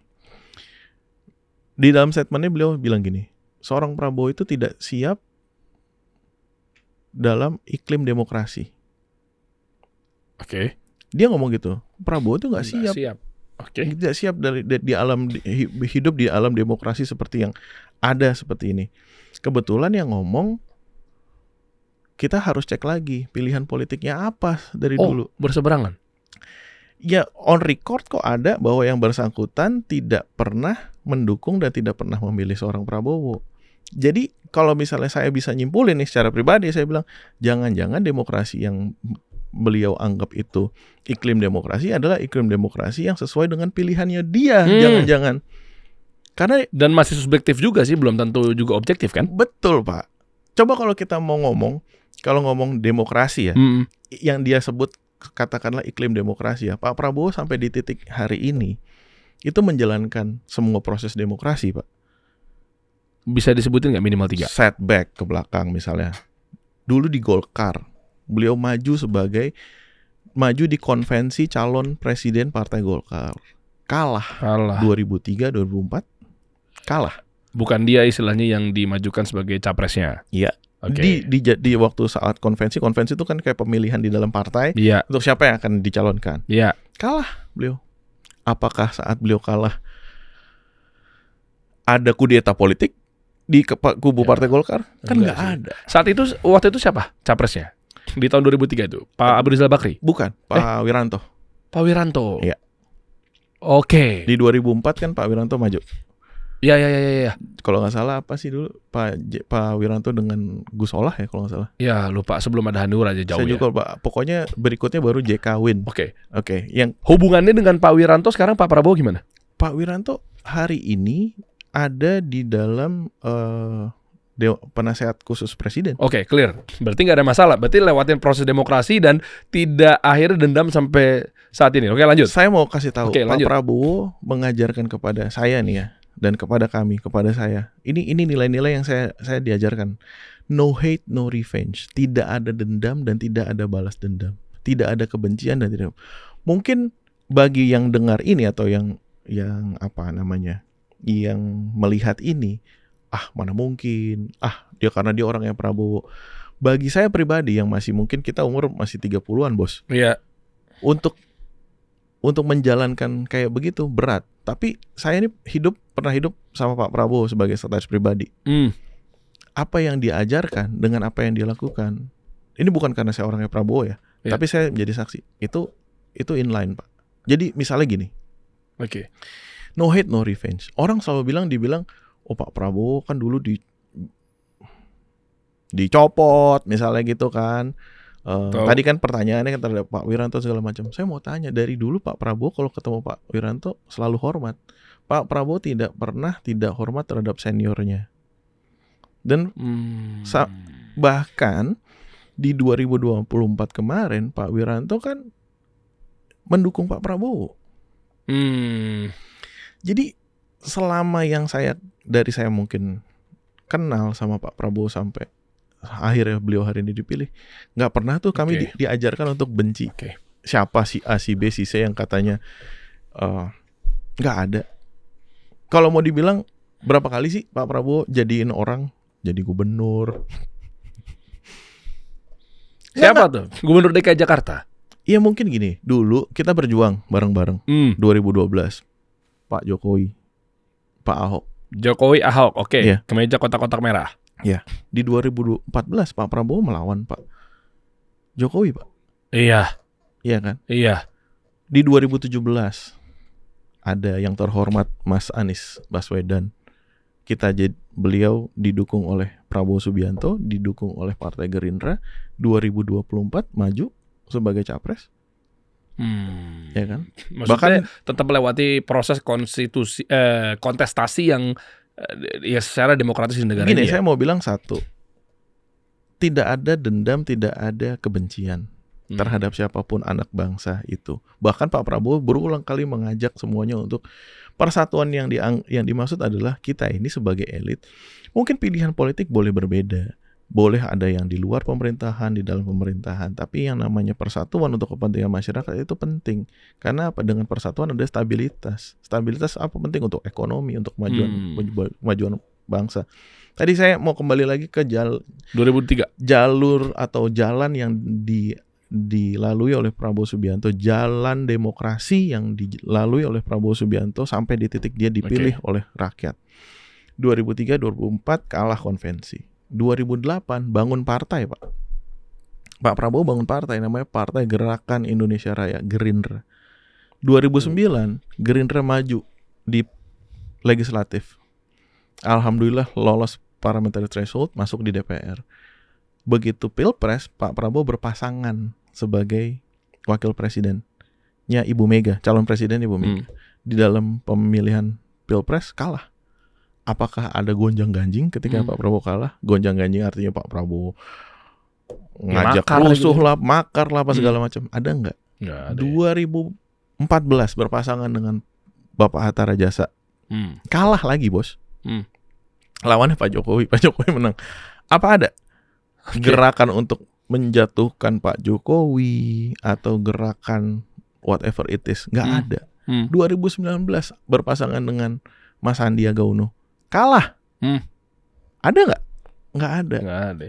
Tapi beliau teguh kukuh dalam perjuangan. 2024 maju lagi, alhamdulillah dipilih oleh rakyat dan hari ini menjadi mandataris rakyat untuk memimpin Republik Indonesia. Jadi kalau ada orang ya senior kita yang udah jadi profesor atau doktor, ya, yang dibilang mungkin beliau ada pejuang demokrasi dan segala macam, atau aktivis yang memperjuangkan demokrasi. Demokrasi apa yang Pak Prabowo tidak lalui, yang dilanggar atau yang tidak beliau lalui. Kemudian disampaikan bahwa Pak Prabowo adalah manusia yang tidak siap di alam iklim demokrasi. Nah, pertanyaan saya tanya kepada beliau, apakah demokrasi yang beliau maksud itu adalah ketika demokrasi yang sesuai dengan pilihannya beliau? Karena beliau di dalam jejak digital ada dukungannya terhadap orang lain, bukan terhadap Pak Prabowo Subianto. Kok dia tidak melihat proses tadi bahwa Pak Prabowo itu mengikuti jalur demokrasi? Ini kita runut aja, Chief. Gua jadi akhirnya ketemu satu narasi begini. Kan katanya Pak Prabowo nggak siap sama alur demokrasi yang ada. Sementara jejak rekamnya selama mungkin setahunan atau menuju 2 tahun ini dan seterusnya gitu ya, itu berjalan berdasarkan konstitusi. Itu dulu ya. Anggaplah berarti ada profesor, sebut saja Fulan, yang jadi si Fulan dong. Si Fulan. si Fulan ini menganggap bahwa harusnya bukan begitu demokrasinya. Oke, sekarang saya mau coba tantang buat siapapun Anda. Anggaplah berarti Anda pendukungnya, contoh doang ya, inisial aja lah. Misalnya kalau ada kemiripan nama berarti kan siapa tahu memang bukan dia satu-satunya orang di muka bumi. Sebut saja Ganjar Pranowo. Misalnya berarti Ganjar Pranowo itu jadi presiden, berarti yang dimaksud dengan, atau Anies Baswedan, serahlah siapalah. Berarti demokrasi yang seperti apa nanti akan dibawa ya? Berarti bikin peraturan sendiri dong. Enggak soalnya Pak Prabowo jalan berdasarkan konstitusi, berdasarkan yang berjalan di demokrasi negara ini. Salah nih, kata profesor itu. Bukan begitu. Itu kan kayak anak gue yang umur 2 tahun kan kalau sekarang lagi lucu-lucunya bukan gitu gitu kan. Oke, terus jadi gimana? Berarti kan logikanya kan berbalik 180 derajat kan? Nah, saya pengen tahu mungkin entah itu mungkin Anies Baswedan atau Ganjar Pranowo yang nanti akan jadi, siapapun yang Anda dukung, Prof. Berarti yang pakai pola apa ya? Saya boleh tanya nggak? Maksudnya apakah berarti bikin peraturan baru dong? Oh, di luar konstitusi dong? Nah, itu yang saya nggak tahu. Demokrasi yang dimaksud oleh beliau itu apa? Ya belum ada yang dijalanin sama Pak Prabowo kali. Ada kali ya? Apa? Ya makanya yang Iya apa? Maksud saya apa? Jadi gitu loh. Kan kemudian ada lagi nih adik kita gitu loh. Siapa? Bicara di ruang publik di mana bilang bahwa Pak Prabowo ini apa namanya memiliki gangguan kejiwaan yang disebut NPD. Oh, NPD, oke. Ya. Ya kan? Hmm. Kemudian dia kemudian ada lagi di satu podcast bilang bahwa kalau negara dalam bahaya kita sudah tidak bisa pinjam uang lagi nanti ke IMF. Dia bilang, lo justru kita pasca 98 Indonesia pemerintahan bagaimana berpikir kita lepas dari jerat IMF saat itu kan. Iya. Saya juga bingung, tapi maksud saya begini. Mungkin adik kita ini lagi ada di di dalam spotlight ya kan, karena berani untuk bicara, saya nggak sebut itu mengkritik ya, berani menghujat lah. Kita ini kadang lupa untuk mengecek lagi ke belakang tentang sejarah dan segala macam. Indonesia ini negara yang kaya. Nggak ada sejarahnya Indonesia itu kita keluar untuk ngerebut wilayah orang lain, ngambil kekayaan orang lain, nggak ada. Coba lu inget deh, kita dulu SD, SMP belajar sejarah kan kita yang didatengin. Ya. Portugis, Inggris, Belanda, Jepang. Kan mereka yang datang ke Indonesia. Mereka datang ke kita ya. Kita nggak yang datengin ke mereka ya. Yes. Bener. Terus duit dari mana kita bisa hidup? Maksudnya apakah mungkin nggak kita ngejual pulau buat mereka? Ya itu yang mereka inginkan mungkin kan. Ya tadi saya bilang, ketika kita tidak di dalam situasi yang persatuan Indonesia nih, kita ini negara yang bineka tunggal ika, udah disebut di dalam semboyan. Kita ini berbeda-beda tapi kita tetap satu. Itulah kekuatan kita. Selama ini kekuatan kita ini yang selalu ingin dipecah belah, selalu ingin dipisah. Indonesia selalu ingin dibikin bubar dalam arti kata terpecah-pecah. Karena negara kita kaya, Pak. Kita dalam kondisi hari ini kan gini. Hari ini kita disibukkan dengan hal-hal yang tadi 1.000 sapi dibeli pakai APBN lah. Padahal secara data puluhan ribu triliun kalau diurutin tuh dari sekian tahun sekian sampai sekian yang keluar dari negara ini. Dan hari ini presiden sedang ingin menertibkan ini. Kita diingatkan kembali, kekayaan kita nih selama ini keluar. Harusnya kekayaan ini ada di sini. Kalau kekayaan kita ada di sini, kita mau bikin berapa juta sekolah, berapa juta rumah sakit, berapa juta. Ini aku pakai diksi juta tuh memberikan contoh bahwa sebenarnya banyak yang bisa kita lakukan. Ketika kita memanage kekayaan kita ini dengan baik dan dipergunakan untuk hal-hal yang langsung ke masyarakat. Jadi siapa akhirnya menjadi maling-maling kekayaan negara kita? Jawab dong. Gini. Nah, saya kasih analogi lagi ya. Gini. Kita punya rumah. Iya. Rumah kita besar. Kita punya saving di dalam rumah kita. Segala macam. Terus rumah kita itu tidak kita kasih pagar. Ya. Ya kan. Terus rumah kita dimaling. Iya. Yang salah malingnya apa? Kita. Kitanya sih kenapa kagak ngepagerin? Yes. Nah, pagar itu sebenarnya sudah dibuat dan dirancang oleh pendiri bangsa kita. Para founding fathers kita melahirkan Undang-Undang Dasar 1945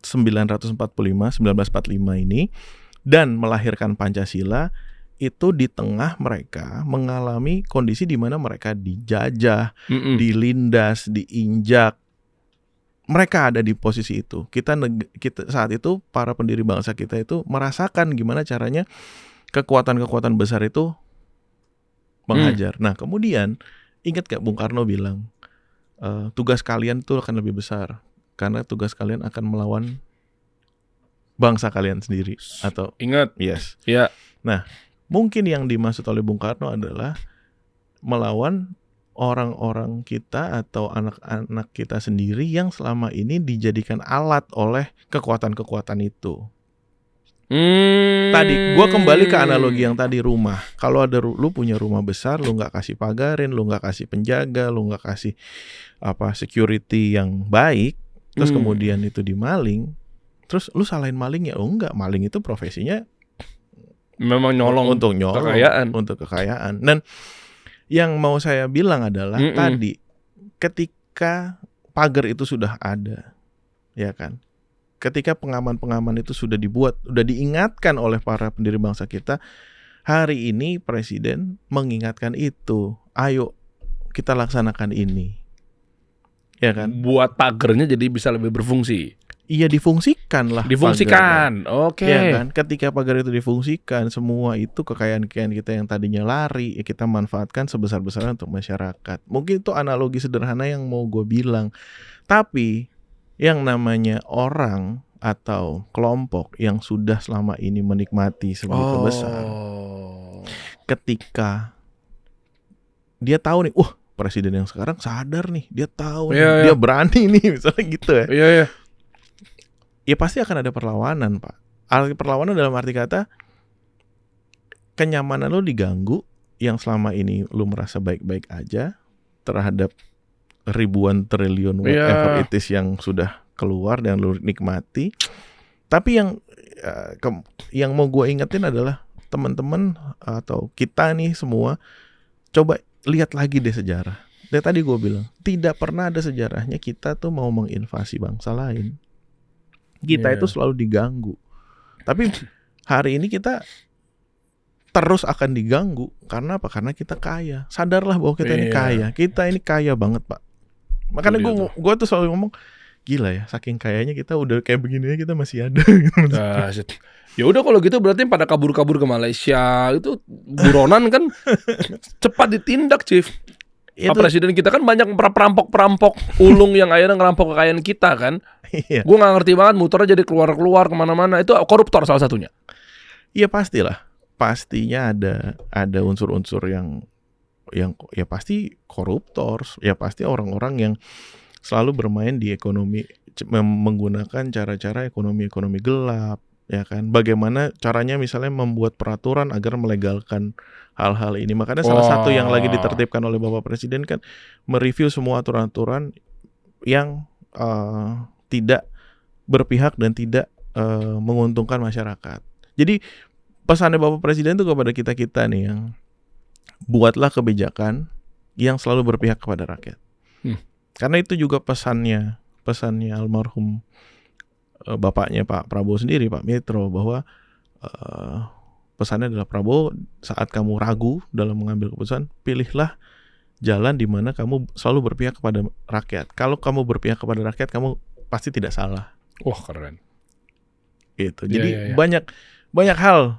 Gue pribadi selama ikut sama Pak Prabowo tuh banyak nilai-nilai yang bisa gue ambil sebagai sebagai bekal hidup gue, sebagai landasan gue dalam kehidupan, dan bahkan gue sebagai orang tua, gue sebagai ayah gitu, gue sebagai seorang bapak, gue punya 3 anak. Kayak program makan bergizi gratis misalnya, itu filosofinya tuh sangat amat basic, sangat amat dasar, tapi impactnya itu sebenarnya untuk masa depan, Pak. Bahwa Pak Prabowo itu sadar bahwa anak-anak Indonesia itu adalah investasi masa depan dari negara ini. Contoh analogi sederhananya begini, Pak Dery. Anak lu umur berapa? Yang paling gede? 8 menuju 9. Sama. Kelas 2 SD. 9. Sama. Ya, oke. Sama, sama. 2 SD. Pernah nggak lu berpikir bahwa mungkin kita sebagai bapak nih, kita bisa kasih sekolah yang bagus buat anak kita? Oh iyalah. Kita bisa kasih gizi yang bagus untuk anak kita. Iyalah.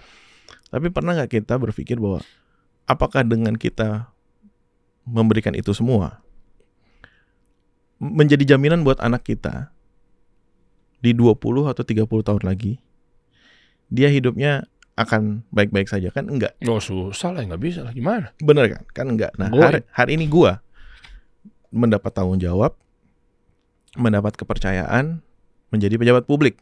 Iya. Ya kan? Terhadap makan bergizi gratis misalnya. Itu kan bagaimana negara intervensi hadir langsung ke depan wajahnya anak-anak Indonesia untuk memberikan makanan yang bergizi. Gunanya untuk apa? Untuk bagaimana anak itu bisa sehat, proteinnya baik, tumbuh kembang otaknya baik. singkat cerita gue cuma mau bilang gini, 30 tahun yang akan datang, anak kita kan nggak cuman anak kita sendiri. Ya. Ada usia sebayanya dia yang hari ini juga sama. Oh iya. Dengan mungkin kesempatan bersekolah dan kesempatan untuk mendapatkan gizi yang baik itu jauh Ya. dari kata yang normal atau sempurna. Iya. Ya, oke. Can you imagine kalau misalnya 30 tahun lagi anak kita kalau tanpa intervensi gizi yang baik nih Ya. dari negara terhadap usia sebayanya mereka, Ya. kan lo bisa bayangin kira-kira 30 tahun lagi kira-kira anak gue akan berada di lingkungan yang sedang menjalankan negara ini bersama anak-anak lain yang mungkin dulunya tidak punya kesempatan gizi yang baik.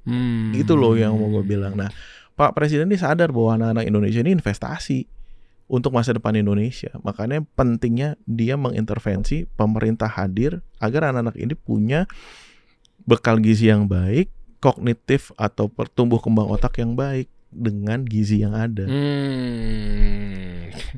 Berarti ukurannya adalah bagaimana gizinya tersampaikan dengan baik dong ya. Si Bener. makanannya berarti harus baik dong. Bener, sepakat. Makanya di dalam pelaksanaannya, Iya. ketika masih ada yang A, B, C, D yang tidak benar, hari ini kita juga nggak diem, Pak. Hari ini kita tindak. Yang tadi saya bilang bahwa ketika ada laporan, ada kritik, ada masukan bahwa pelayanan di SD ini makanannya buruk. Siapa penyelenggaranya, SPPG-nya? Langsung kita tindak. Kita kalau perlu kita tutup dan sudah ada 1000 sekian SPPG yang ditutup. Berarti harus makan baik. Jangan dong. Harusnya makannya buruk dong. Masa gizinya harus baik? Loh. Wah, Pak. Nggak ngerti. Nggak ngerti. Kalau makanannya bergizi, penyampaiannya baik dimasak, Anda itu sama seperti satuan penjilat Prabowo Gibran. Oh, itu yang tadi saya bilang. Adik kita ini, sahabat kita ini, kawan kita ini yang menyampaikan bahwa SPPG itu adalah satuan penjilat Prabowo Gibran. Iya. Apakah dia berpikir yang sama seperti yang gue tadi bilang, bahwa anak-anak Indonesia ini adalah masa depan, investasi masa depan untuk masyarakat. Mungkin hari ini dia lagi yang bersangkutan ya sah-sah aja memberikan komentar seperti itu. Tapi saya hanya ngajak ke beliau untuk, kamu pernah nggak berpikir bahwa hari ini yang dilakukan adalah untuk menyelamatkan masa depan negara ini nanti. Ya? Bukan hanya untuk tentang siapa itu pribadi yang lagi ada.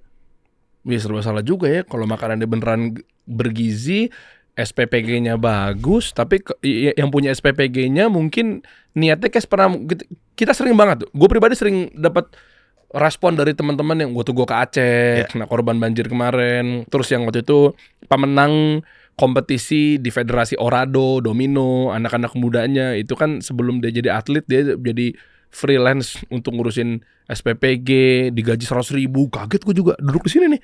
Gede juga ya. Oh iyalah pas segala macamnya. Maksudnya agak unik juga ya ketika pengen SPPG-nya baik. Mungkin agak bingung juga dia tiba-tiba, kenapa gue dibilang jadi penjilat ya? Karena yang memberikan komentar mungkin tidak berpikir itu. Berpikir hanya bagaimana caranya menghujat, bagaimana caranya dengan menghujat akhirnya saya bisa diundang di mana gitu. Saya bisa tampil di mana? Mungkin. Saya menggunakan kata di sini mungkin, tapi saya hanya mengajak kepada kawan ini agar pernah nggak sih berpikir bahwa hari ini apa yang dilakukan pemerintah dengan makan bergizi gratis? Iya.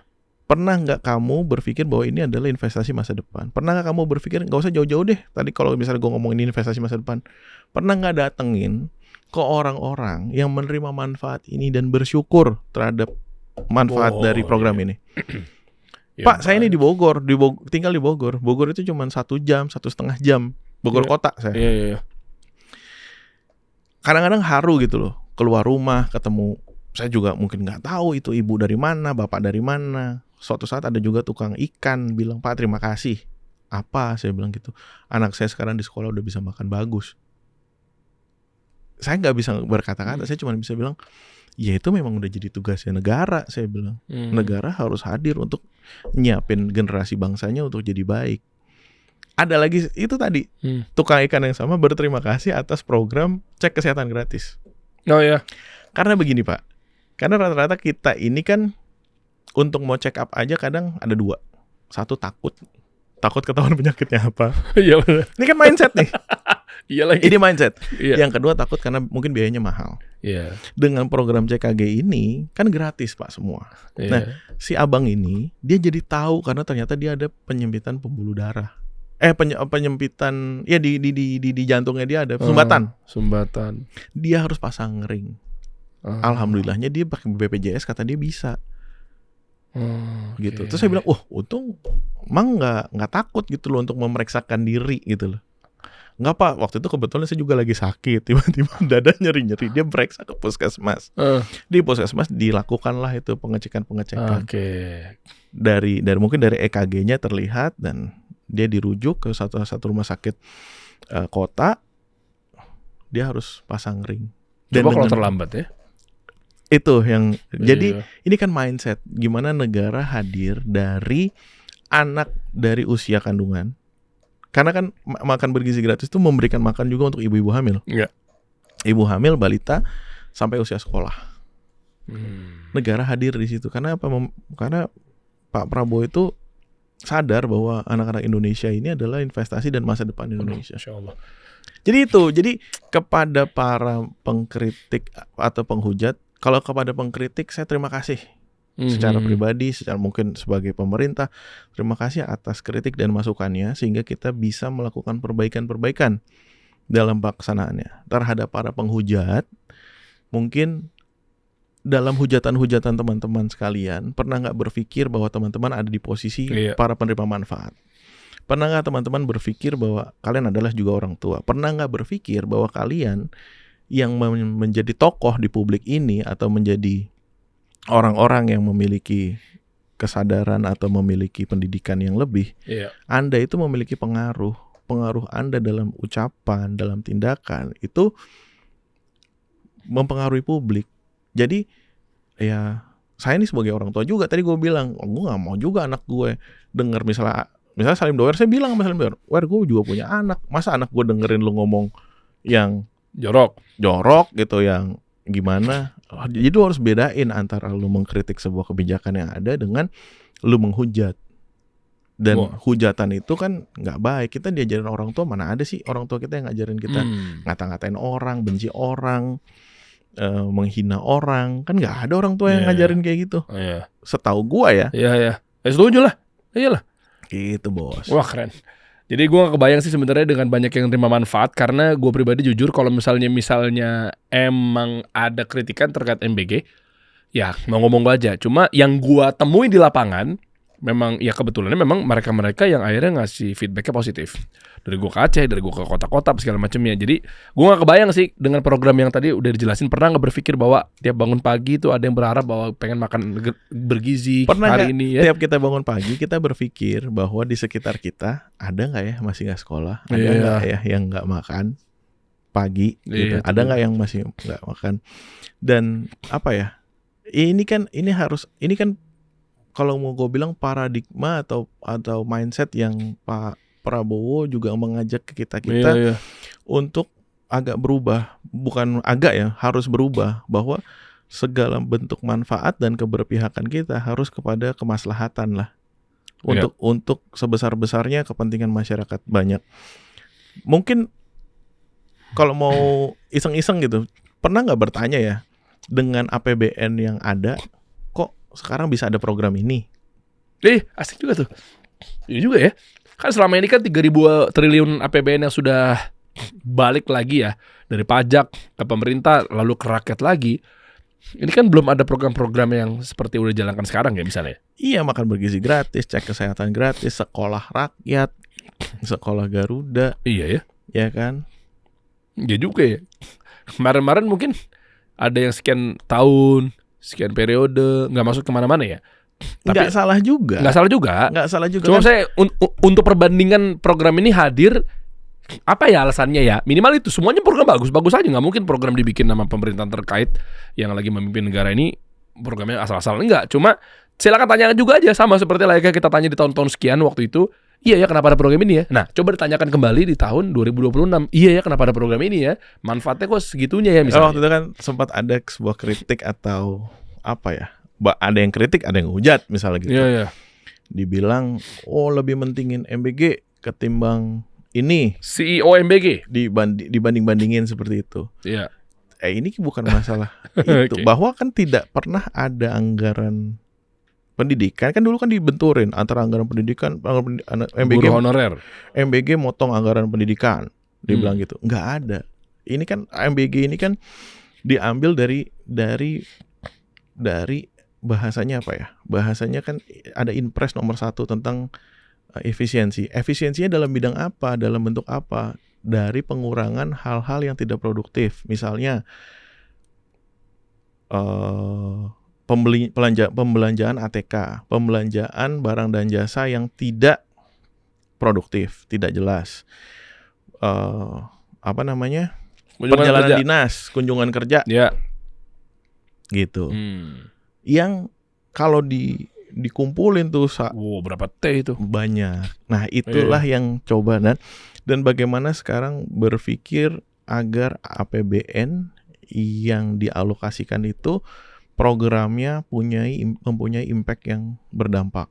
Itu juga hal yang gue di Komdigi sama Bu Mutia sama Bang Nezar bareng-bareng kasih encourage juga ke teman-teman Satker, ke dirjen-dirjen. Misalnya infrastruktur digital dengan anggaran segini kita bisa buat apa? Bagaimana kita bisa melahirkan regulasi? Bagaimana kita bisa membangun penguatan di infrastruktur digital? Dan kita juga harus berpikir bahwa dalam perjalanan ini tidak cuma negara aja, bahwa sektor-sektor industri yang lain, ekosistem yang di luar itu yang khusus untuk infrastruktur digital kita bisa ajak untuk memastikan bahwa layanan untuk penggelaran telekomunikasi, buat internet dan sebagainya itu berjalan dengan baik. Oke.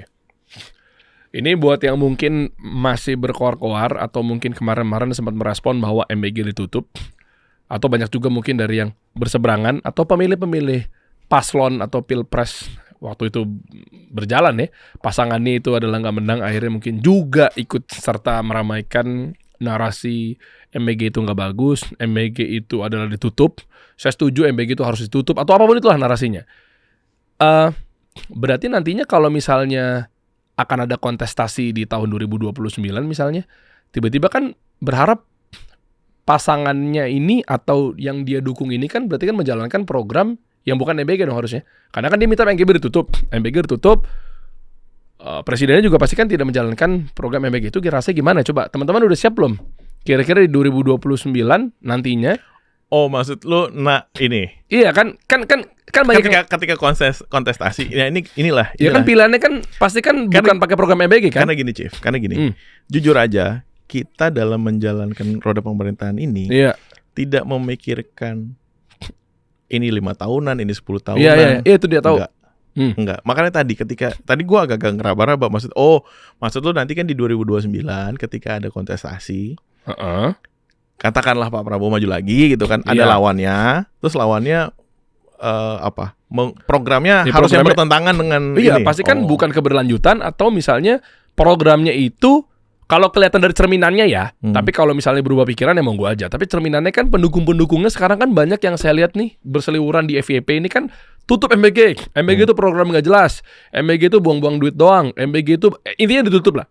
Pas kita telusuri historinya, ternyata dulunya dukung salah satu paslon yang tentunya bukan Prabowo Gibran misalnya. Kesana kan, siap. Ya udah anggaplah dia maju lagi nih. Kalau pakai ide yang kemarin ya, nggak tahu kalau berubah pikiran. Ide yang kemarin berarti kan nggak ada program MBG-nya. Nggak berarti kan ditutup tuh. Nah, pertanyaan saya, kalau misalnya nantinya Pak Prabowo dengan menjalankan kan boleh nyalonin misalnya 2 kali lagi, misalnya segala macam. Tapi lawannya adalah bukan 2 kali lagi, mencalonkan untuk kedua kalinya. Maaf, kedua kalinya. Maaf, makasih udah diralat. Berarti kan lawannya kan akan tidak pro dengan MBG kan? Kelihatan dari yang kemarin. Kelihatan dari narasi-narasi sekarang. Kelihatan dari kader-kader partainya misalnya. Tutup MBG. Nah, sebenarnya pertanyaan saya simpel aja sih. Berarti sudahkah kalian siap, anak-anak Anda atau Andanya yang memang nantinya tidak ada program MBG? Itu aja. Komen di bawah.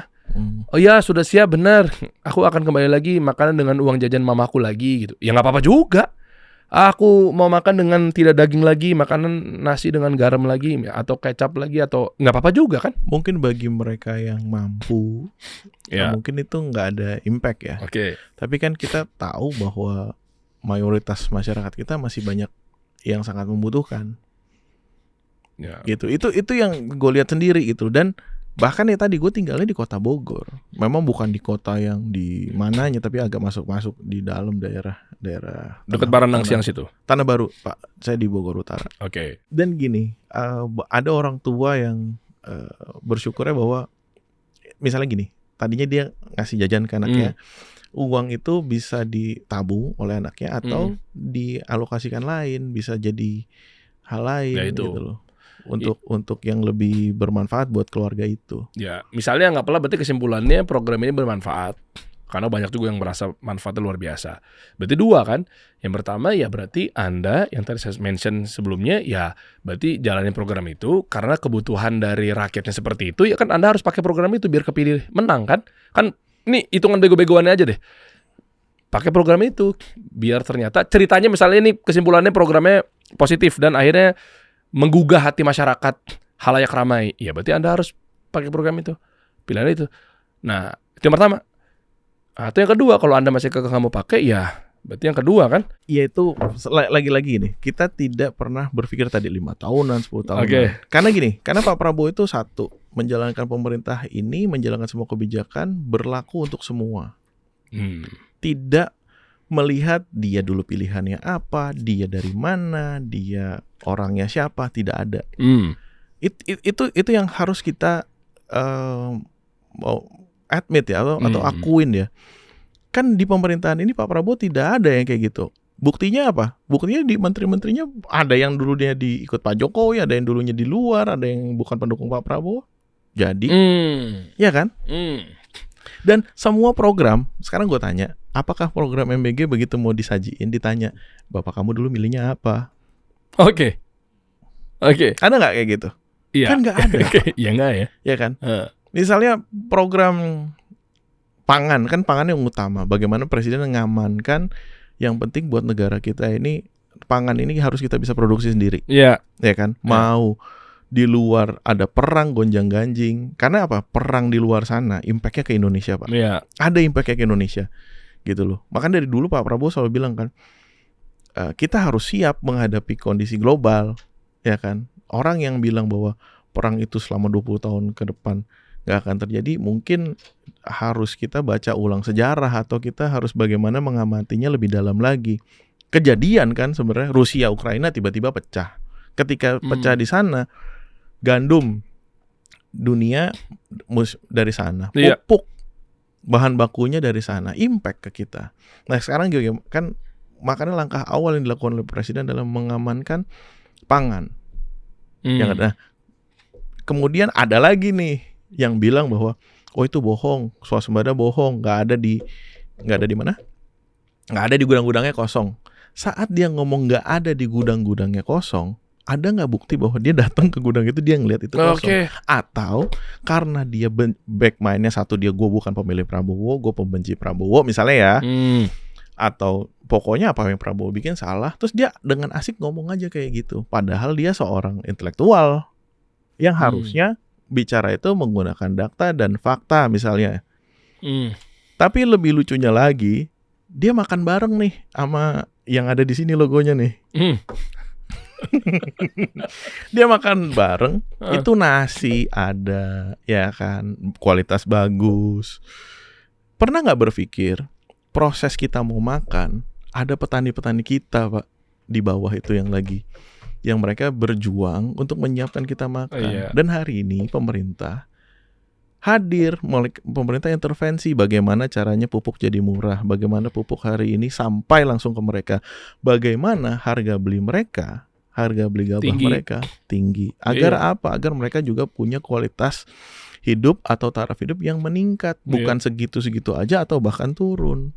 Iya juga ya. Ya kan? Terus dengan enaknya ngomong oh itu bohong. Tapi dia nggak pakai sajiin data bahwa di gudang-gudang Bulog hari ini misalnya tersedia. Bahkan hari ini kita di tengah gonjang-ganjing dunia, kita masih ada Pak beras. Kita masih bisa makan nasi dengan beras yang harganya stabil, beras yang untuk rakyat ya. Saya nggak bilang gini, kalau beras premium itu kan yang sudah diproses pemutihan, dikasih apa namanya aroma gitu kan, pengolahannya lebih baik, yang untuk memang kualitasnya premium untuk taraf hidup orang-orang kita yang mungkin mampu beli itu. Iya. Itu ada fluktuasi harga. Tapi kalau beras yang reguler yang buat masyarakat banyak, yang dinikmati oleh rakyat kita, yang mungkin kemarin waktu Om Ded makan bareng itu adalah beras itu ya.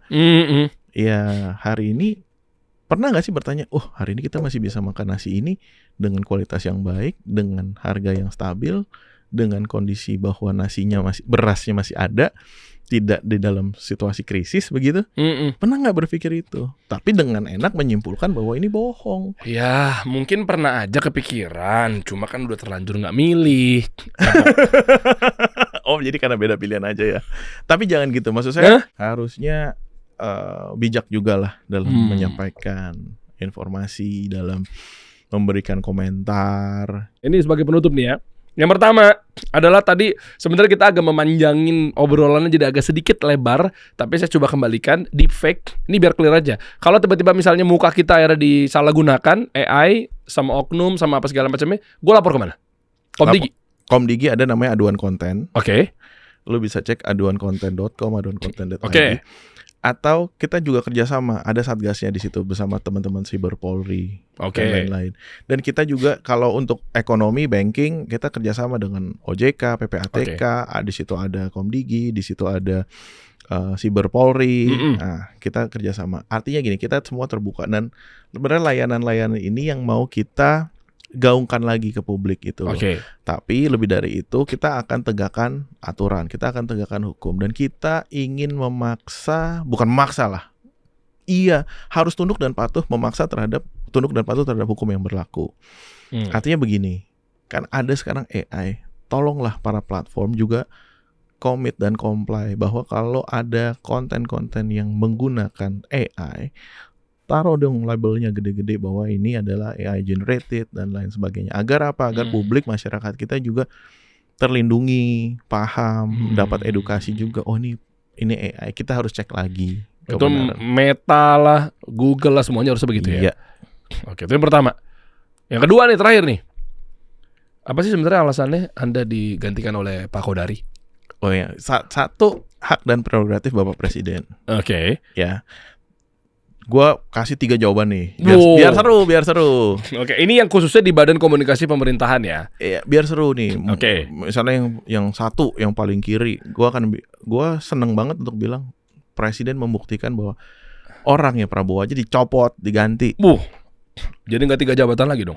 Enggak dong. Uang berkurang dong pemasukan. Nah, itu dia tadi. Padahal untuk googling, ngecek berapa gaji, bahwa di pemerintahan walaupun rangkap jabatan double, itu gajinya cuma 1.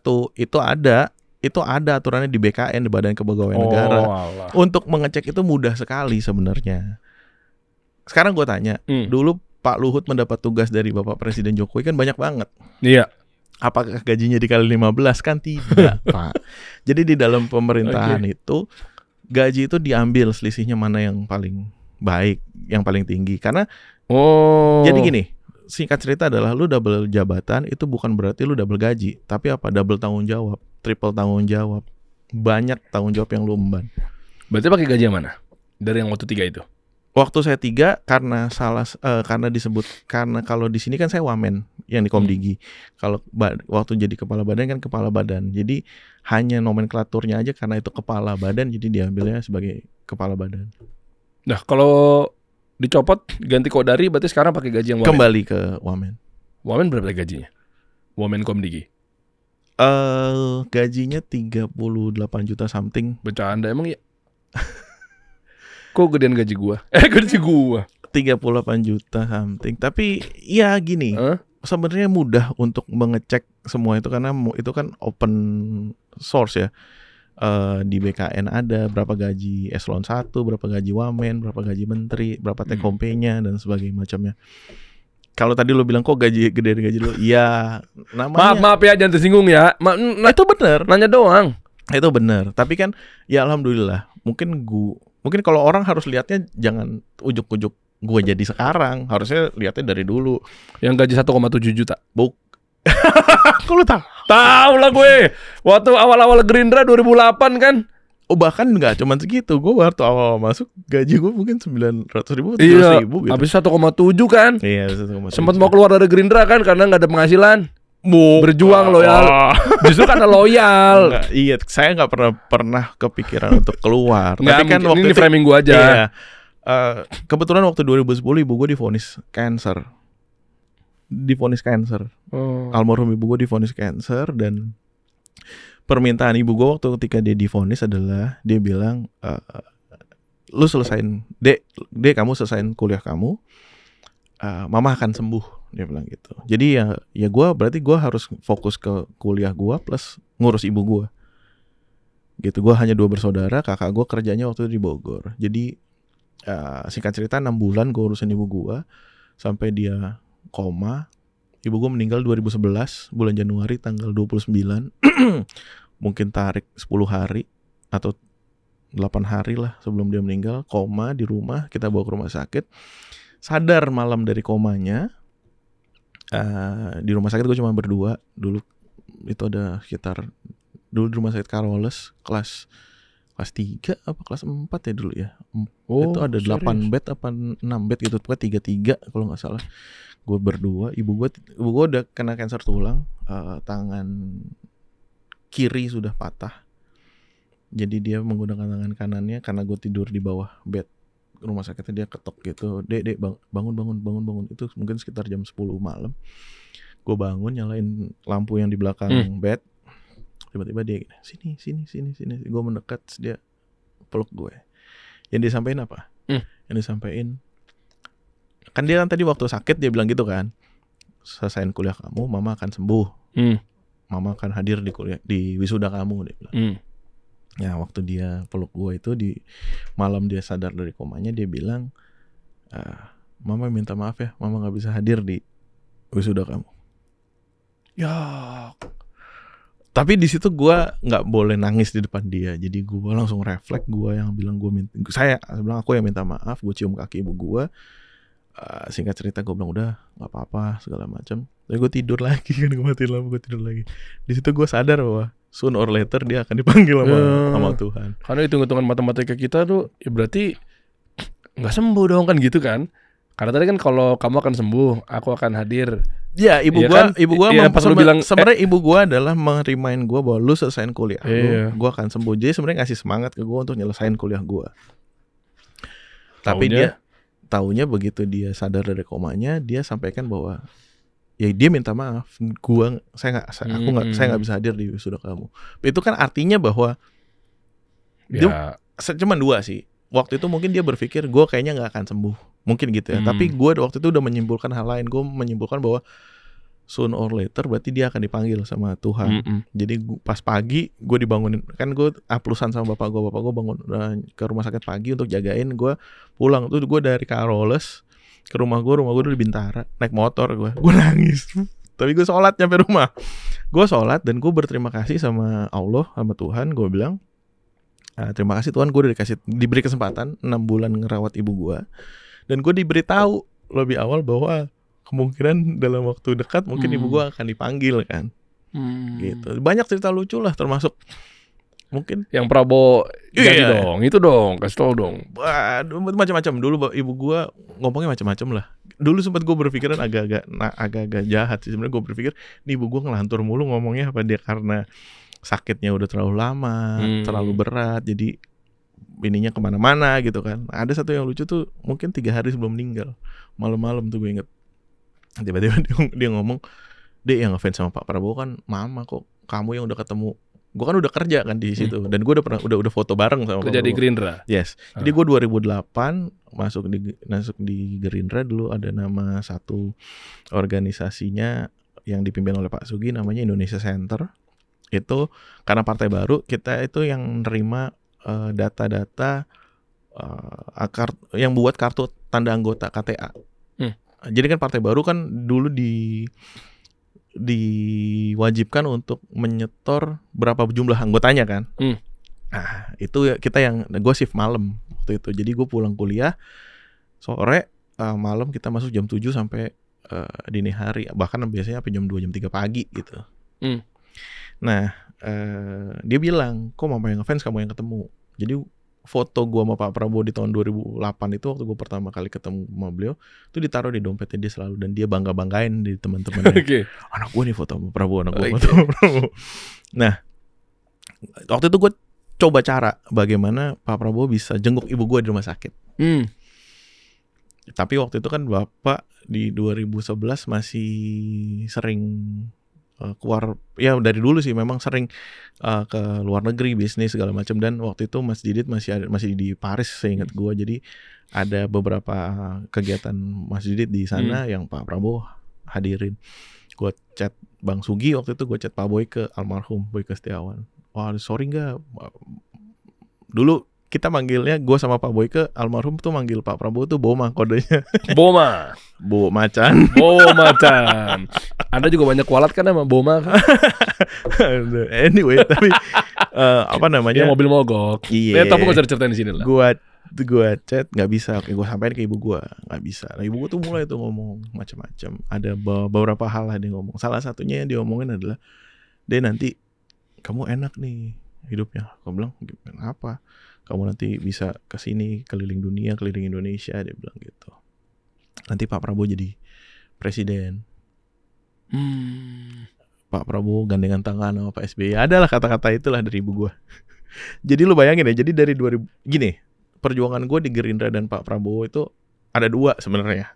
Satu ideologis, karena gue memang begitu kenal beliau dan hidup sama beliau, gue lihat perjuangannya memang ini orang sincere buat negara.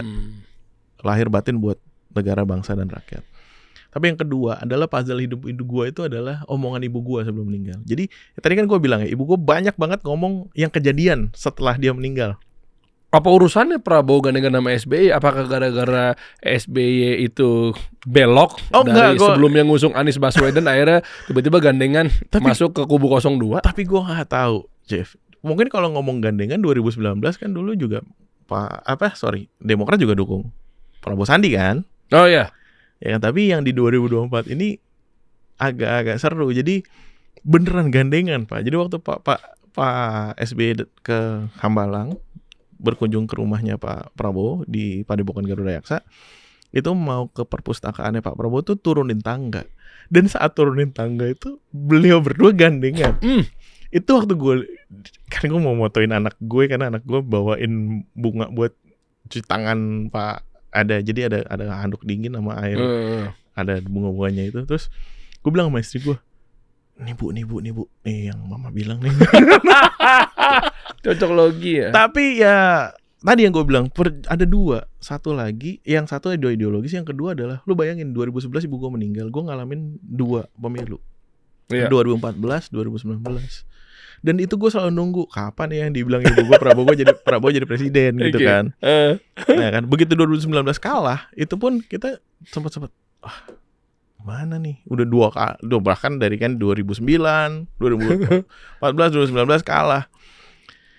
Tiba-tiba Pak Jokowi aja Pak Prabowo jadi Menhan, dan itu gue merasa ini salah satu jalannya nih dari Tuhan nih untuk Pak Prabowo bisa maju lagi nanti di 2024. Artinya kan di dalam peredaran masih ada sesuatu yang beliau bisa lakukan buat masyarakat banyak gitu, apalagi bidangnya memang urusan pertahanan.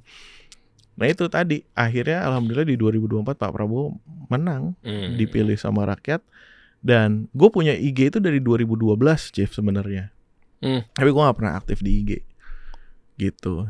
Jadi postingan pertama IG gue adalah gue sama istri gue ke makam ibu gue.